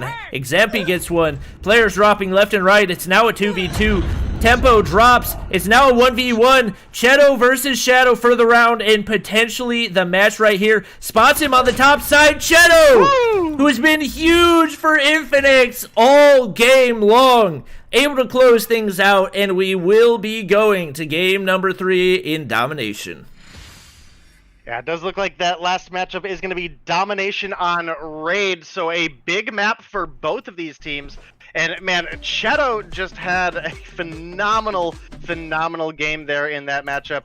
Ended that game 13 kills on the board. Shadow tried his best over on the side of Hammers. I mean, not that anybody really did poorly on the side of Hammers, but 14 kills for Shadow. Exempi and Envoy not following too far behind the leads on each team with 10 kills each. So great performance out of these two teams. Envoy really stepped up for Infinix here today, as well as once again, you know, the matchup against Cheto versus Sneaky. The end of last season went very much in favor of Sneaky, but Cheto really turning things around here in Season 3. For sure, we are going to get our players readied up and good to go for domination on Raid. This will be our first domination matchup of the day, so should be interesting to see if there's any type of change in score streaks. Obviously, in the recent update, we did have a nerf to the VTOL and the introduction of the advanced UAV. More than likely, we'll see some choices based off of those changes coming in here. Keep in mind, we do have persistence still out, as that is a part of the COD Mobile Champs rule, so more than likely that is going to play a big factor here. We'll likely see 7 or 8 players for each team running persistence, so should be interesting to see. We are good to go for our final matchup of our marquee matchup of the night. Definitely going to be a good one. Yeah, absolutely, and this is a big opportunity for both teams. Ultimately, even if Hammers are able to come through with a victory here, Infinix, you really have to give them credit for such a strong back-and-forth performance there in Search and Destroy. Again, even if they do lose, whether it was a 2-0 or the 2-1, they get 0 points. And the winner here, no matter who it is, whether it's Hammers or Infinix, is only going to get 10. So that's what we really have to look as a strong thing as far as standings go for Infinix, as we do have Infinix with a couple opening kills, but Hammers were able to answer them back as well. And Mike not able to spot the players over toward basketball court side stairs right there. Will end up dropping. We got a couple players for Infinix rotating over toward the point. Shadow gets a huge double to actually secure that right there. We do have Tempo over on the bottom side, who doesn't get spotted initially, but will drop, and some pretty good progress on the B flag, as well as the A flag for Hammers off the start right there. I believe Mike spotted somebody, but maybe had a little bit of desync right there. However, sliding the corner, 3 kills in a row coming in for Hammers. That's going to be big, and looking like they might be able to close out the B cap off the start. They are able to do so. Yeah, absolutely. That's a good start for Hammers here, as they were able to get the cap there right at the end of the first minute, as well as they pick up a couple extra kills here. Things are starting to tick into their favor, as obviously they will be getting that extra point. But Infinix do have an opportunity to move things a little bit more in their favor as the game goes on. Second half is obviously where we see a lot of score streaks, where we see a lot of potential for triple caps. So we will have to see if they're able to get their score streaks and manage their score streaks efficiently. I know we were talking a little bit about the advanced UAV. I'm not seeing any on the board for either of these teams here. I mean, I guess it is kind of a more open map, not a lot of hiding places. So we will have to see, obviously with some nerfs to the VTOL as well, we will have to see how the VTOL persistence plays come into effect here. Yeah, Exempi and the entire team of Hammers honestly looking really good off the start. 4 players above 6 kills. Evil picks up another one right there. We do have a player top side sliding into Laundry for Infinix. And Evil laying down shots, able to get the final shot to kill on Envoy. Now ticking upward continuously. We may actually have a C-cap right here coming out of Infinix. We do. They'll be able to hold the double for the time being, but Sneaky waiting for him on the inside. Hits the follow-up as well. That should make the retake over on C pretty easy, but we've actually got Infinix spawning over there. We will see them force to actually take the A flag right here. Could potentially see a couple seconds of triple cap. We do, as it is Cheto closing out the B cap by himself. That's actually going to be huge for them. Picks up the kill onto Sneaky as well. Sees Shadow around the corner with his Annihilator. Not able to take him out quite yet as he is rotated back toward that mid side. But the double cap for the time being is going to be really big for Infinix right here. Tempo missing a couple Annihilator shots. A missed opportunity for them for sure. That's going to open up the doorway for Hammers to push, but Envoy slowing it down right there. Cheto picking up another kill with the KN-44. And Infinix may very well be able to take the lead in this game before the half. Yeah, I do believe Cheto got the sound confirmation there, but is able to get the turn there onto main Mike. Shadow and Exempy are each able to find a kill as well. We still have the double cap for Infinix now. Things have been tied up, and with the final couple seconds here coming through, it does look like Infinix will go into the second half with a very, very slight point lead. Tempo does have a pred online. If he can find a kill, might be able to get the Goliath online, but not going to get it before the half is over. And Infinix, going into round 2, are able to take a 4-point lead.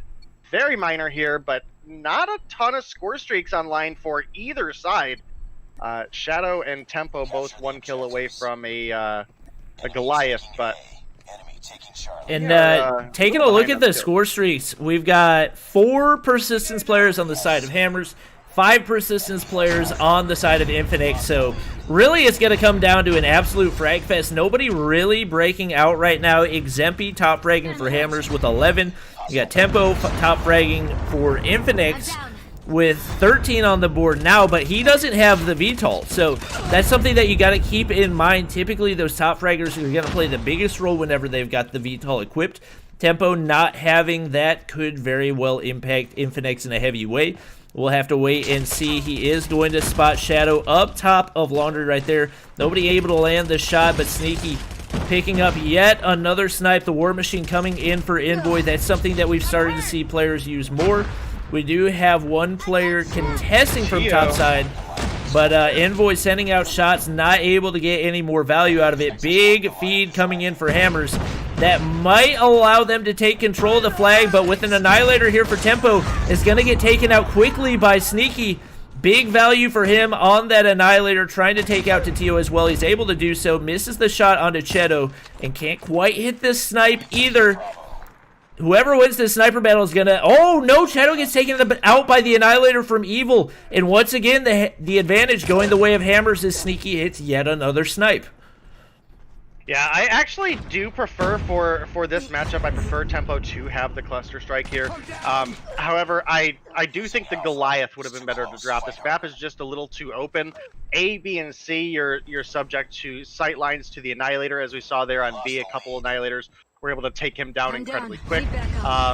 But the cluster strike is so good at holding B if they're able to get a flip back in their favor. Obviously, they're down a couple points now, but it is certainly not the end of the game. Tempo able to find main Mike there. And Tempo having a heck of a day. Yeah, the cluster strike coming in onto the B side is actually going to be really big for Infinix. Interestingly enough, they're not going for the cap right now, and maybe it was a cluster strike. Maybe that was Evil. Was that a cluster strike for Hammers or Infinix? It showed on the map as red, but it could have been a cluster strike for Hammers. If you switch characters from one side to the other, it'll stay the same color. Oh, gotcha. So that probably was a cluster strike for Hammers, being the reason that Infinix did not go for the cap right there. That does make sense. And we've got Shadow up in the top side of Laundry with a Goliath, 700 HP. That's going to be really, really difficult at this point for Infinix to take out. Cheto's going to try to take it out with the Pred missile. Not going to be able to do so. He actually gets countered by a Pred missile from Hammers. And with Shadow right here, ooh, VTOL coming in. That's going to be huge. We do have a double cap for the time being for Infinix, which is honestly really surprising to see. We've got Shadow with perfect map control over on B. The VTOL right there. A lot of progress on both A and C, but Hammer's just not able to close out the cap on either of those. And they're just not really making any type of a push. Regardless, it is going to require a triple cap. Yeah, it requires a triple cap right here for Infinix to close it out. They retake the A flag, which will solidify things right there. And it looks like it is going to be Hammers Esports coming away with the win. Anything short of a miracle basically will secure it for Hammers.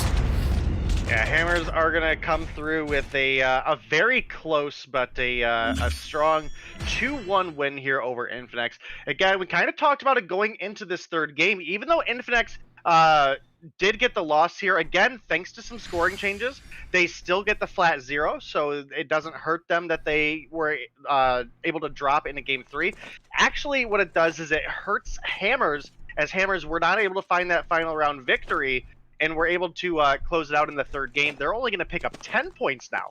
So that does slow down the point disparity, and it does put Hammers in less of a comfortable spot moving into Week 3. So even though Infinix took the loss here, again, they kind of put a little bit of a cripple on the score here of Hammers. Yeah, and Evil calling in that VTOL definitely played a big role. Honestly, it didn't. It kind of played a big role, but at the same time, at that point, they needed a triple cap in order to win. So coming away 25-13, obviously able to suppress any type of a push coming out of Infinix, but really just a solid second half for Hammers as all the players played really well. We had 7 flag caps for Evil, and that was actually the main reason that he was able to call that VTOL in as early as he was, and we do have Hammers coming away with the win. We'll take a look at the standings following that game real quick. Obviously, that one played a really big role in what it's going to look like for the time being. Hammers will move up even further into that top spot at 50 points. Obviously, Infinix not going to lose any points at that one. They will remain tied with Nova Academy for the number 1 spot in Division 2.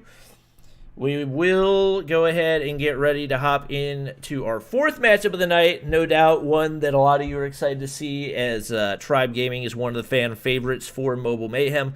We got Marshy and Tectonic already loaded in. They will be matching up against Status Quo, another Stage 4 qualified team. So this is another matchup that we could potentially see 2 weekends from now. Yeah, absolutely. As we do have our little friend joining us once again here, Bobby. But yeah, this should definitely be an exciting matchup. Again, we've seen good performances out of Tribe so far this season. Last season, they struggled to get on the board at all. I don't think they walked away with a single win last season. Maybe the admins can double check just to let us know, but we've seen a totally different Tribe moving into Season 3 here, and it's nice to see them back, but we have to see a continuation of that. Again, they had strong performances last week, as well as on Tuesday, but all of that can change. We have to see them carry that momentum. We have to see them continue to improve, especially coming into not only the later weeks of Mobile Mayhem, but also obviously being a champs team. We definitely want to see them be performing at their best and give them the best opportunity so we can see the best games we can over there. For sure. Waiting to get the rest of our players loaded in. I believe I saw Little B in chat saying that he was not going to be joining tonight, so it'll be interesting to see what the Tribe roster will look like. Obviously, he is the primary sniper for them, and they don't really have anybody else that typically subs in. I think we've seen Tectonic snipe 1 or 2 times before, but nothing super consistent for him. As far as sniping for Status Quo, I believe Moralto Moralto plays for Status Quo, right? Or am I tripping? Moralto, yeah. Yeah. Moralto and Impulsive are certainly at least my players to watch as far as the side of Status Quo goes. There's one other that I'm thinking of right now that I just can't think of off the top of my head. Let me take a peek at the roster real quick and I'll let you know. All right. Working on getting our players loaded in. We got Bolu right there. He's going to join up. And hopefully, once the Status Quo players start joining, it should be easier to kick this nuisance out of the lobby. Oh yeah, Skill had a really big performance for them. Great day on Tuesday. Yeah.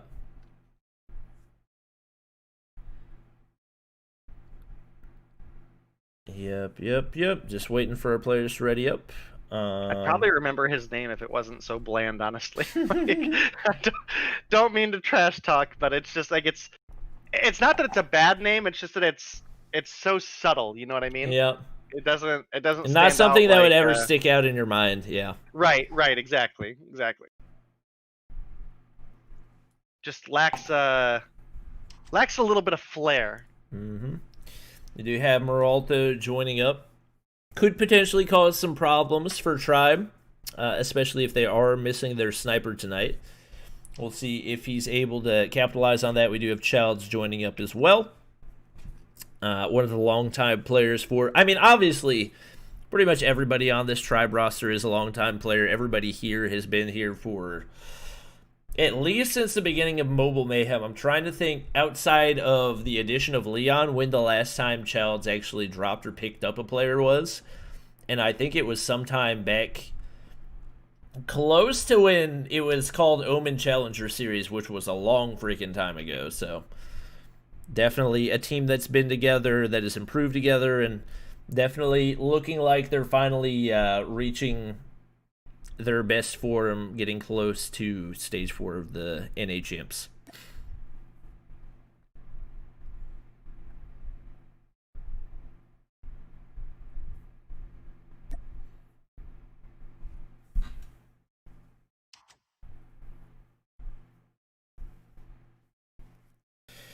We do have Silva joining up as well. Struggled a little bit on Tuesday, but has typically been a pretty consistent player for Status Quo. Deathly's joining up for Status Quo as well, as he's part of their champs team. One more player joins, and then we can finally get this annoying person out of the lobby.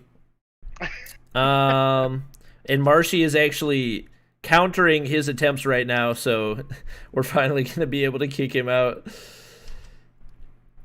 And Zim will leave, as he is the coach for Tribe, and we don't want any questions of competitive integrity.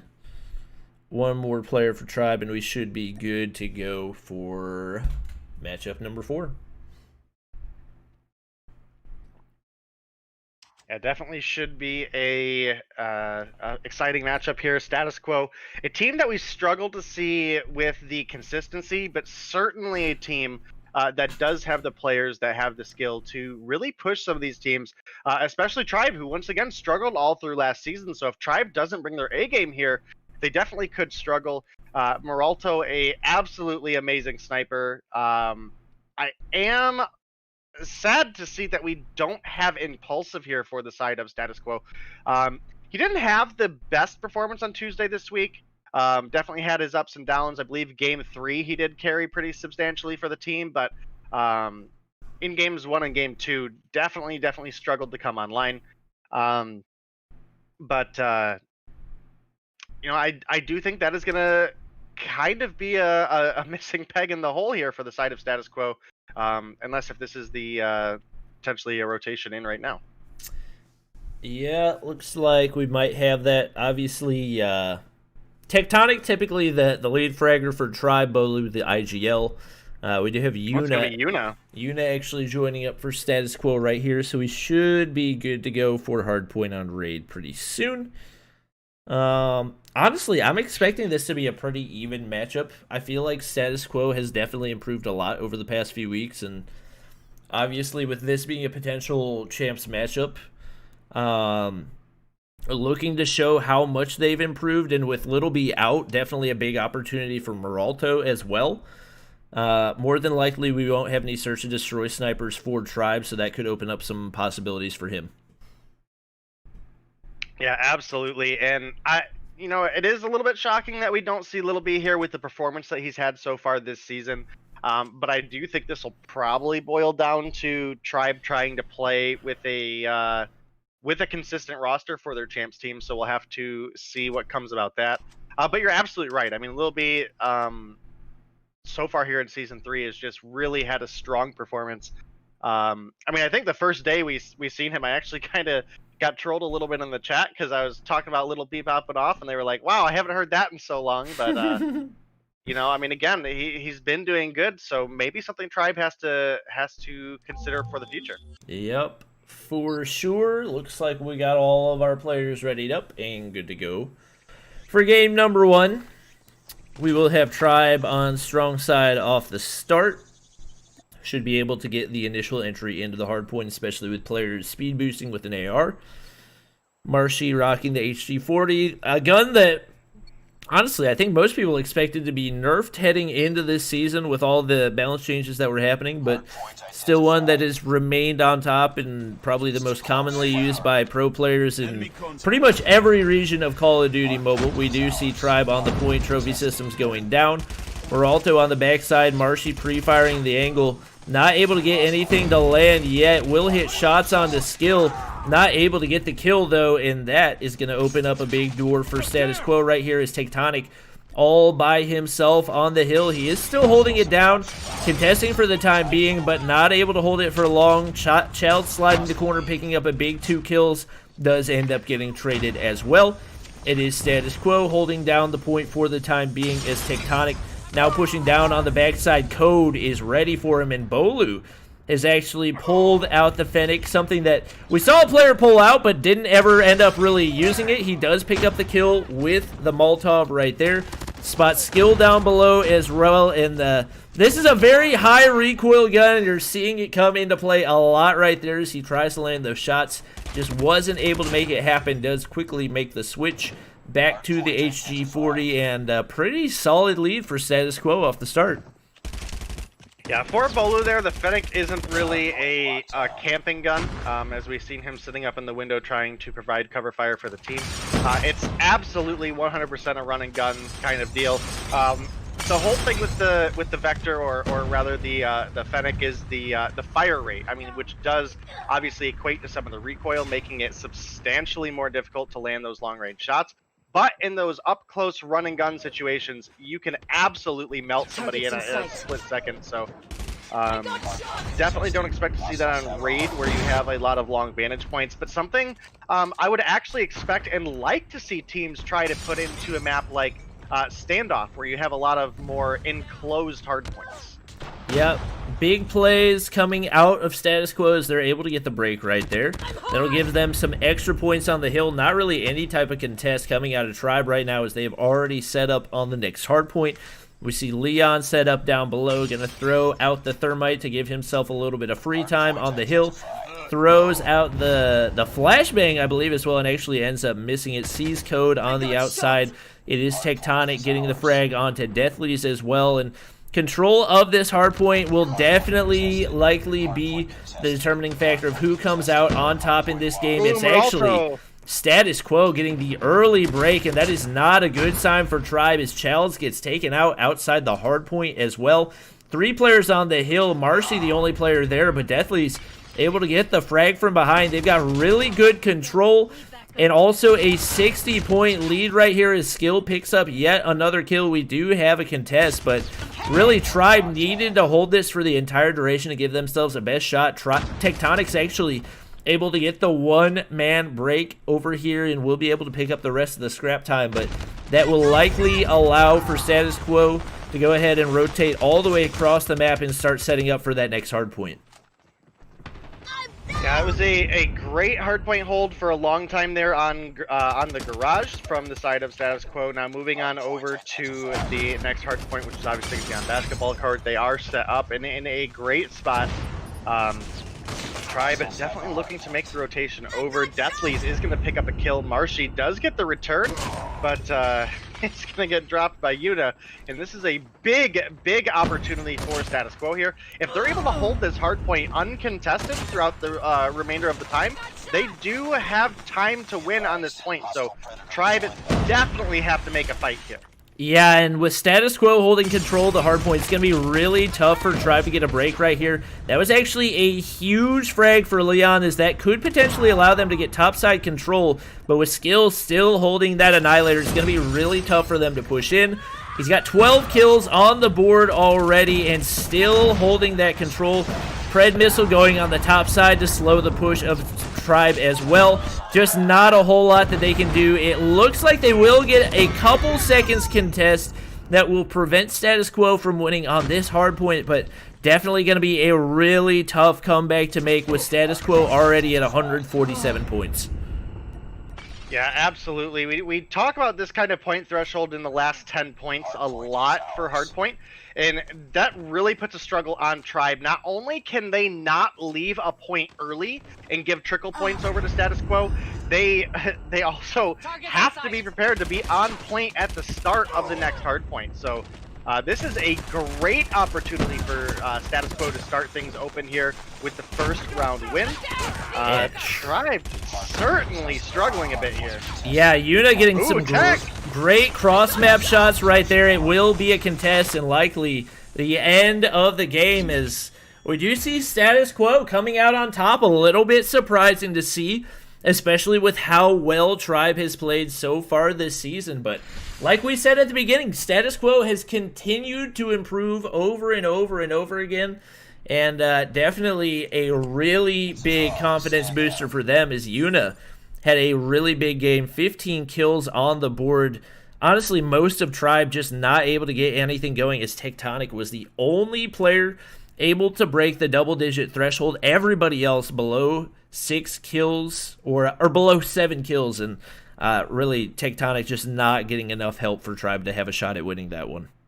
And this has been the main thing we've seen out of Tribe, which is one thing I have been concerned about, even with the opening performance that they had here in Season 3, is ever since they've made the switch to phones, they have struggled incredibly hard with consistency. And it's something that they really need to sort out here.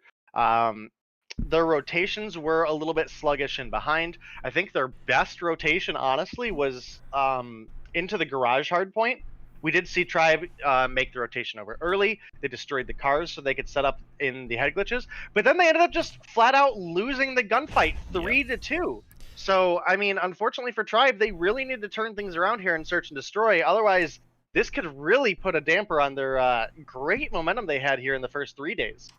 Yeah, and really, like, a lot of it does just come down to winning your gunfights. Like you said, that's a hard point where it's not very easy to get a break, especially with 2 or 3 players on there for the opposing team. There's only 3 angles that you can enter from, and realistically only 2 angles that you typically see people come from, and it really came down to the fact that Tribe was just not able to win those gunfights, even over head glitches. Really great pushes coming out of Status Quo, and they were able to come out on top. We'll see if they're able to get the sweep right here. That would definitely be a pretty big upset, but I'm expecting Tribe to bounce back big time right here after how much they struggled in that first game. I believe we actually see Bolu still using the Fennec right here, and obviously we do have Standoff, which is more of a running gun map.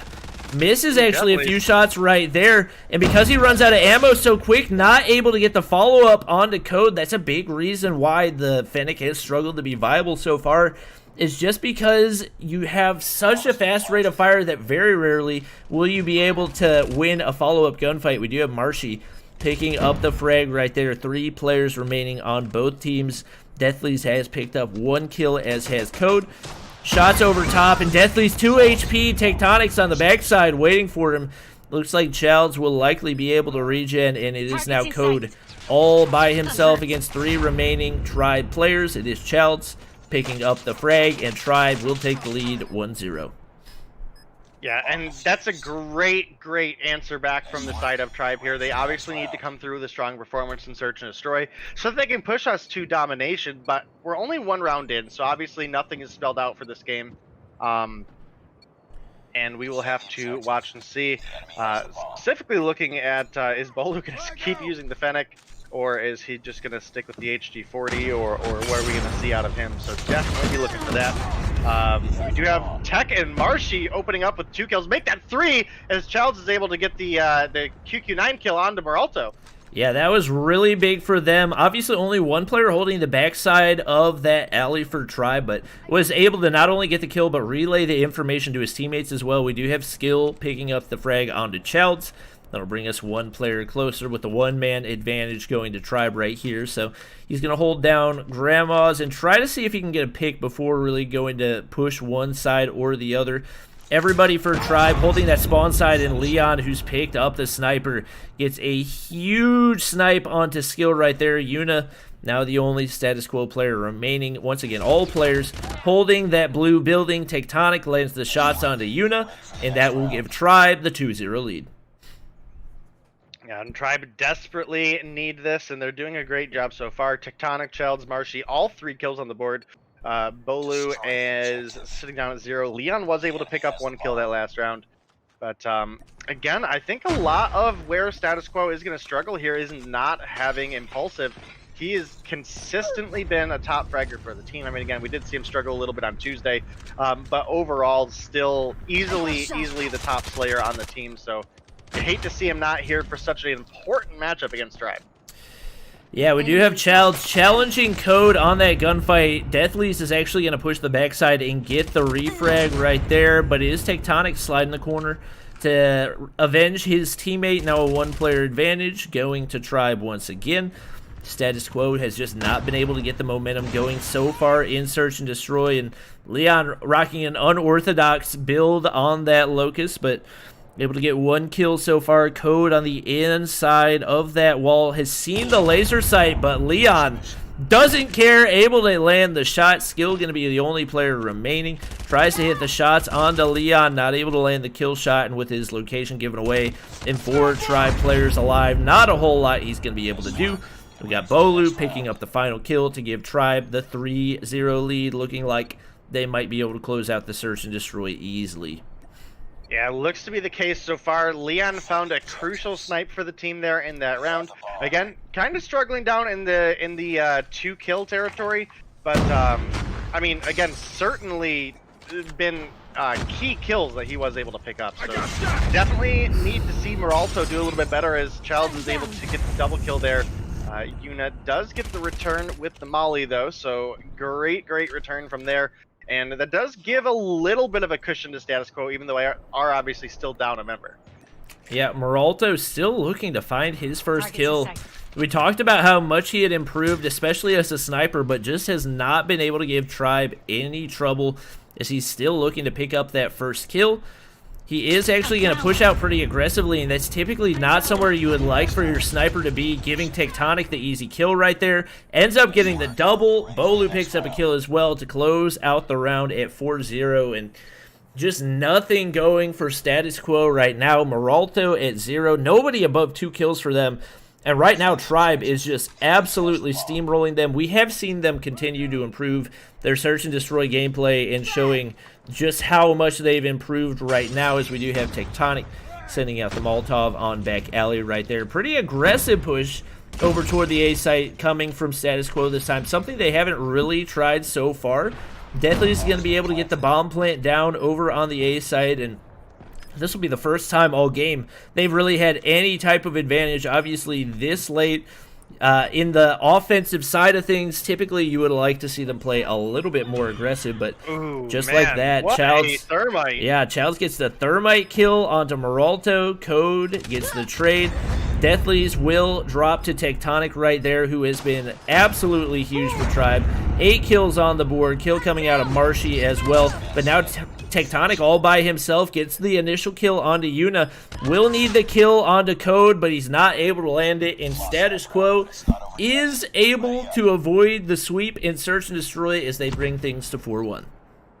Yeah, absolutely. This is a rough spot to be in if you are Status Quo, but absolutely still doable, especially as we switch sides. This does give Status Quo a little bit more control over the flow of the game. They can obviously make the pick of which way they want to go, whether it be A or B. But what we specifically need to see out of Status Quo here, since obviously we don't have Impulsive, is Moralto, who normally is one of the top players for Search and Destroy on Status Quo, needs to get himself on the board, needs to help his team get some control of this matchup, as we do have a plant coming out of Tribe. Yeah, looking for the wall bangs right there, but just not able to make it happen. He has not been able to get any type of rhythm. And now, once again, Status Quo down a man, and the bomb down for Tribe. They have the advantage once again. Bolu has actually made that switch back to the Fennec once again, just trying to make it work. You can hear Meralto trying to make the wallbang happen, but it just hasn't been there. He's actually opted to pick up the QQ9 right here to see if he can pick up a couple frags, but this late in the clock, there's not going to be a whole lot he's able to do. We got Tectonic picking up the 2-piece to bring things to 5-1. It is now game point as Tribe looks to push this to a game 3. Yeah, absolutely. This is a big turnaround for Tribe here. Again, Status Quo had a great, phenomenal performance, winning a lot of the gunfights in that first matchup on Raid. But Tribe coming through, answering strongly back. They're now one win away from pushing us into a game 3. Meralto finally able to find his first kill of the game, and that's a big opening kill. Second kill for him as well for Meralto. And it is going to be Yuna cleaning up the kill onto Leon. This is still looking to be a strong situation to be in. If you are Tribe, you're obviously one win away from pushing into game 3 here. Which again, even if you come through with a loss in game 3, you've at least denied the enemy points. So we will have to see how the rest of that turns out. But Status Quo, it's going to be a long climb. They need to win 4 in a row. They cannot afford to make a mistake here. And a little bit surprising after how successful that A defense was, we actually see Status Quo full sending the backside push over by gas station. They end up getting a kill as a result. And Meralto picks up the snipe onto Leon as well. Once again, Status Quo with the advantage. Deathly with the frag onto Childs. The bomb is down on the A site. But with only 2 players remaining right here for Tribe, it's going to be tough. Tectonic getting a must-have kill. Bolu looking to pick up another pick as well. With Tectonic over on the bomb site, that's going to be big. Bolu slides the corner, wins the gunfight. It's now a 2v2. Retreating and really trying to bide his time as much as he can. With only 20 seconds, there's now a lot of pressure on these Status Quo boys. Deathly's is able to pick up the frag onto Tectonic. Bolu here's the shots from behind. Deathly's has the head glitch. He's going to go for the defuse right here. It's going to be an easy frag for Bolu. He might be able to play time long enough. He will.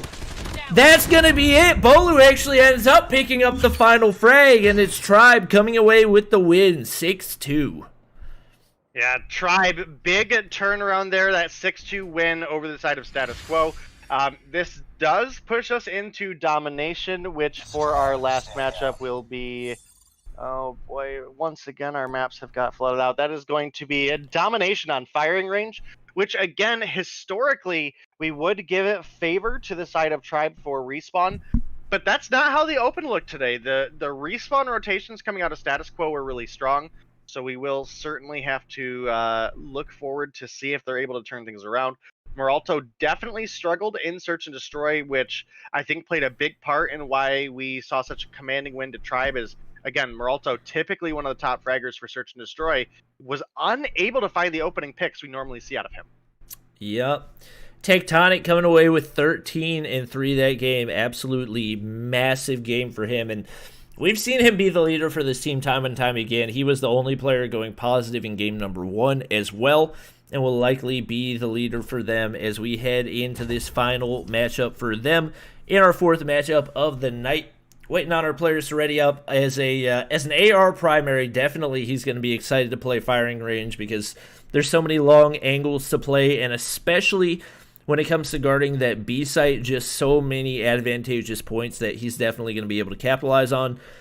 Waiting on Leon and Bolu to ready up. Leon has not performed terribly well for Tribe so far today. Struggled in both games so far, so if they're going to be able to close this one out, especially after the pretty dominant win in Hardpoint, they're definitely going to need to see more coming out of him.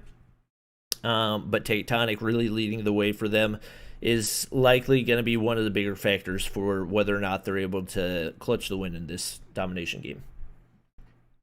Yeah, absolutely. They have a big opportunity ahead of us.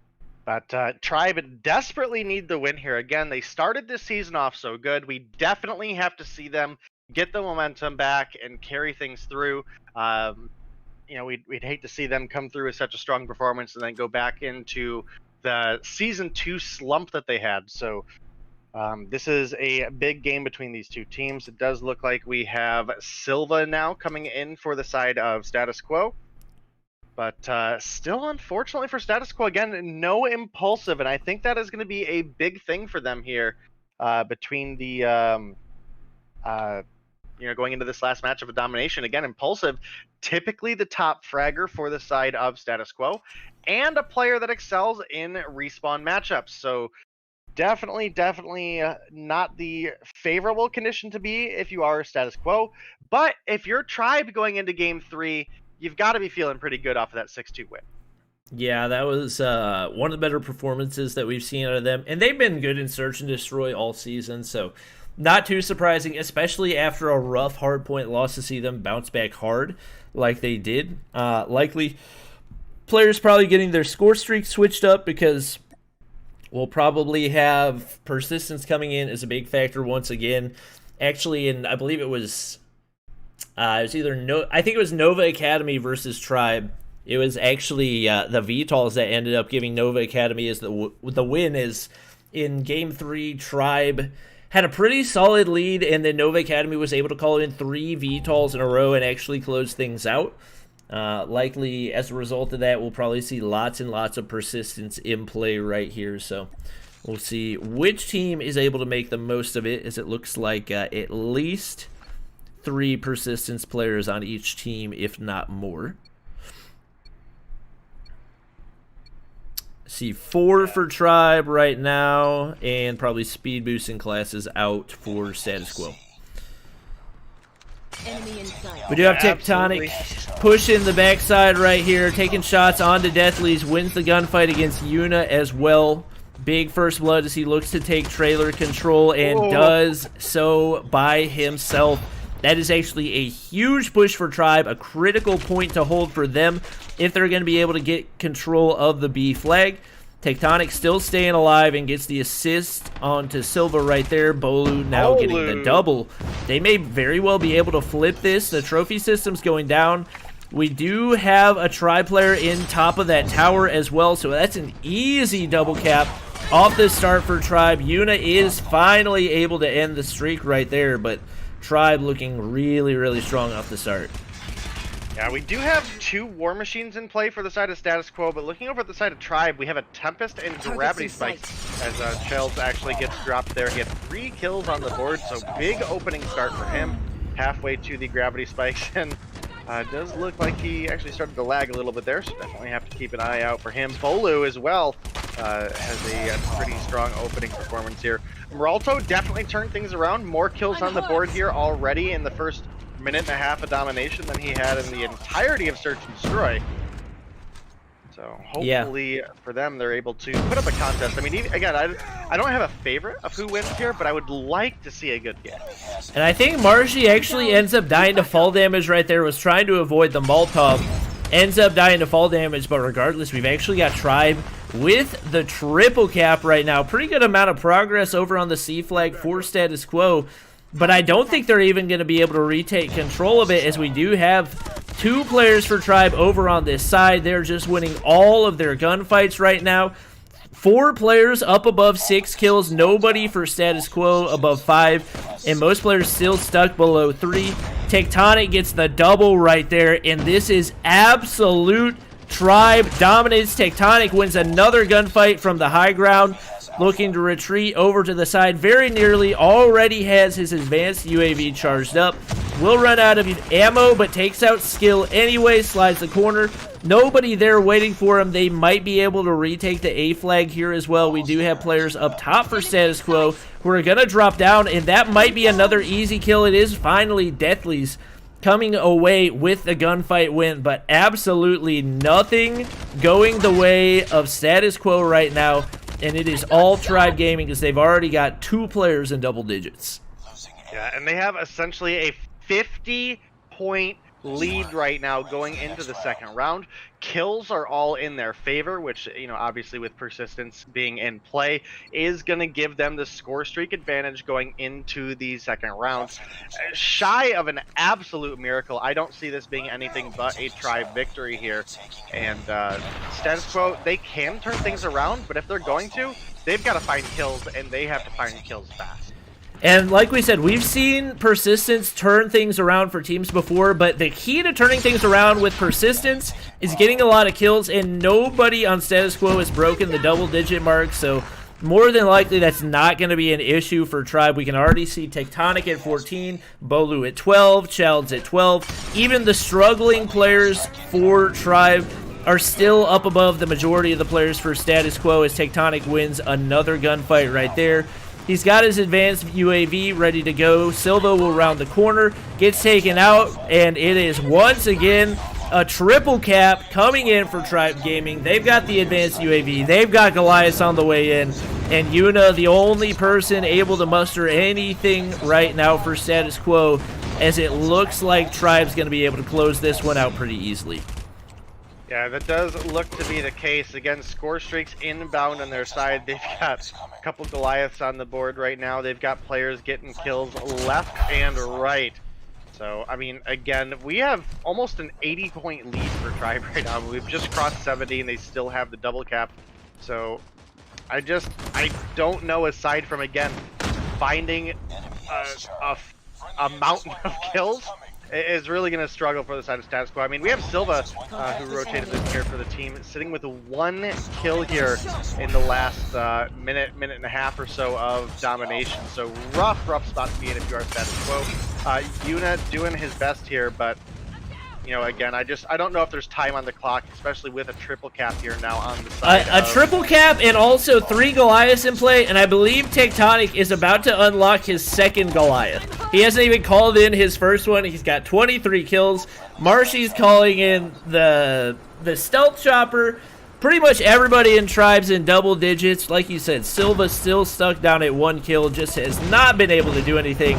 And honestly, with the way that this one has gone, it's a little bit surprising to think that Status Quo won Game 1 as easily as they did, because Tribe has looked completely untouchable. Tectonic has 27 kills, and you gotta think Tectonic was dominant in Game 1, but imagine if his teammates had played at this level in that one.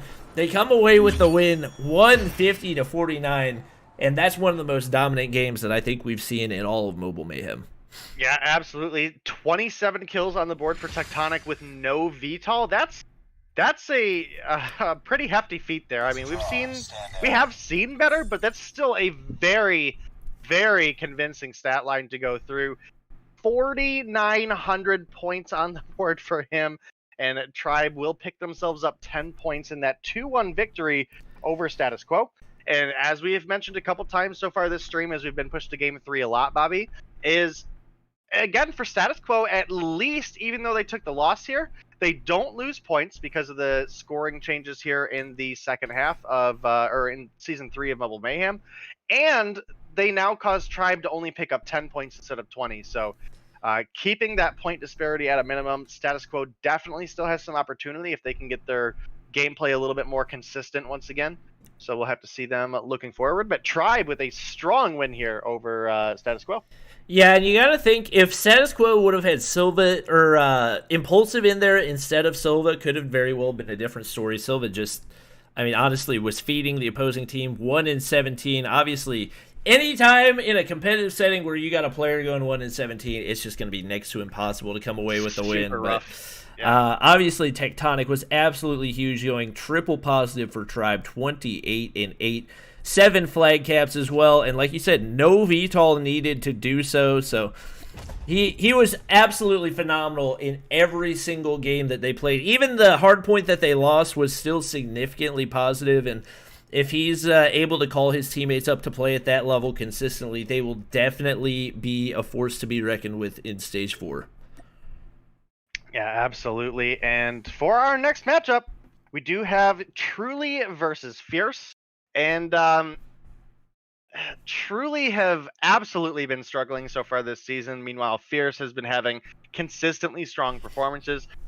So hopefully we'll see Truly wake up a little bit here. I mean, again, this is not the same Truly that we closed out last season with. So kind of take it with a grain of salt based on the name at least. But still players that are capable of pulling together a win here, especially if Fierce is going to play sloppy. So we will have to see if Truly have brought their A game today, and if Fierce have brought the A game that they need to pull out a clean win here. Yeah, obviously not the same Fierce team that we've seen in past seasons, as well as they've lost a couple of their key players. So both of these teams a little weaker than we've seen in past seasons, but obviously going to give the advantage to Fierce as they do still have a lot of really good players. Truly another one of the Stage 4 teams looking to gear up and get really prepared to head into Stage 4. They've really struggled to do so as they have won a game so far but not been able to pick up any points. So still stuck down at that 0-point marker. Obviously not where you would like to be if you are truly. They and Nova Champs have really struggled so far this season, but we'll see if they can turn things around as we work on getting our players loaded in right here. I don't see anyone online for Truly, so I'm going to run to the bathroom real quick.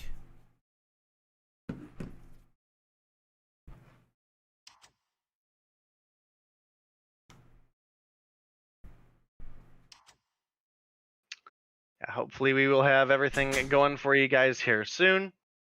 And obviously, again, this next matchup we have is going to be Fierce versus Truly. Truly a team that has struggled quite a bit. Fierce, as Bobby mentioned, is a team that despite some pretty substantial roster changes, has still had a pretty good open to this season. So I do think favoritism is going to go over to the side of Fierce, but definitely a lot of opportunity coming out of the side of Truly. We will have to see what they're able to bring to the table here today. Again, this is players that are familiar with the competitive scene, but definitely struggling to find some of the team synergy that we would like to see out of our top teams here in Mobile Mayhem. But I mean, solid Tip Wrath, Fusion, Zia, if we see Zia, who we haven't seen in a while, all incredibly strong contenders. So we will have to see what they're able to pull together here. Does look like we have Jez loading in here for the side of Truly, another very strong player. I believe Jez actually used to play for Fierce, if I'm not mistaken. Yeah. Let's see.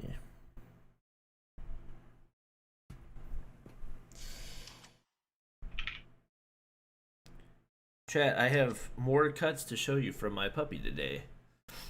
I also have one on my toe now because this morning we were playing fetch and she just decided, hey, I'm gonna bite your toe. But you can see lots of fresh cuts, nice and tasty. Focus! Why is this camera not focusing? Hello? There we go. Now it's focused. Ta-da! My war wounds from having a puppy. She's definitely feisty.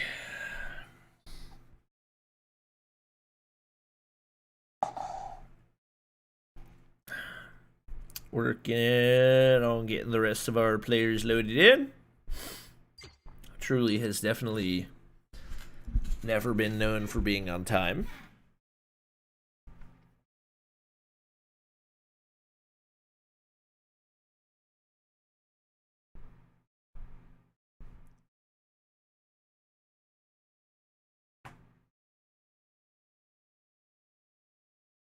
Oh my goodness, why do I have all these DMs? Chad, is there a new lucky draw? There probably is. Hopefully we'll get everybody in here soon. Obviously, we are just as excited as the rest of you guys. Oh, that's right. I forgot. Jez is I was looking up what teams Jez has played for in the past. Got distracted.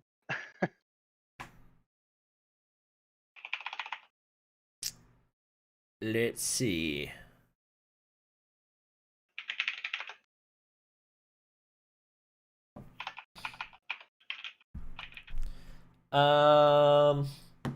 Okay. Wait, what question did I just ask chat? I can't remember. Yeah, it was Fierce last season. That's right. Yep. Let's see. Just need a couple players. Oh, I forgot. I can look at people's stats. Wait. Oh, that I was about to say those stats look similar to mine. How's that a pro player? It's because it was a random person on my friends list.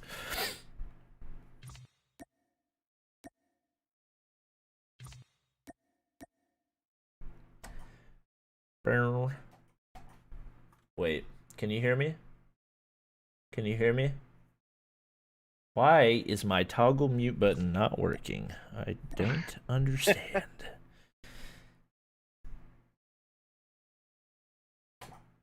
Why is it not working? What's the point of having a foot pedal if it doesn't? Let's see. Might be developing a dead spot. Well, I know that it's working because it's hitting the equal button, which is what I have it bound to toggle mute. Oh, nice. So I don't know what the issue is. Maybe it unbound itself? Keybinds. Oh, it changed keybinds somehow. Word. Why? Can you hear me? Yeah. Can you hear me? Yeah. What? Oh my gosh. I'm gonna lose my mind. I changed the keybind. Oh wait. Oh no, there's no key. Oh. Did it clear it in Discord? Yes. Yeah, I have that happen sometimes, and I'm not entirely sure why. But, can you hear me? Yes. Okay, got it fixed. That was annoying. Oh my gosh. Rabalo's average accuracy is 32%. That is extremely high for a mobile player. I don't know if that's high for a console player, but for a mobile player, that is ridiculously high. It's very modestly high for a console player. Yeah. I would say even on console, you get into the 28 to 30%, and your high accuracy. That is one of the higher accuracy sets that I've seen in Call of Duty Mobile. I don't think he plays like a ton of ranked, but regardless, that's a pretty ridiculous accuracy set. Yeah, absolutely. That is certainly nothing to sleep on.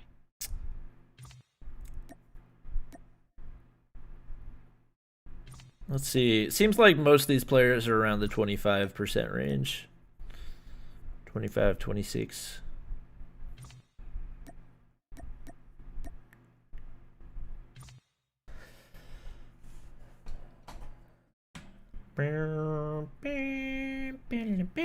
Oh wait, is there a new lucky draw?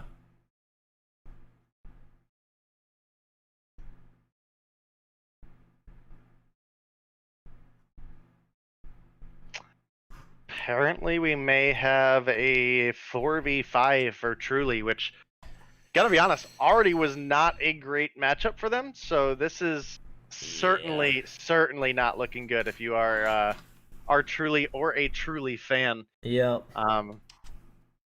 I absolutely shy of just a bonkers miracle would expect to see a pretty clean and easy sweep here for the side of Fierce. Again, I mean, I gave them the edge coming into this matchup just based on the performance that Truly has had. Now it being a 4v5, this is definitely rough for Truly. Yeah, definitely gonna be a really, I mean, even with 5 players, it would have been a really tough matchup for them, so this will be next to impossible. Waiting on our players to ready up before we hop into hardpoint on firing range. Could potentially just be an absolute frag fest for Fierce, as they do have what appears to be their starting roster in and ready to go. Oh, and Solid left. Well, that's definitely not good.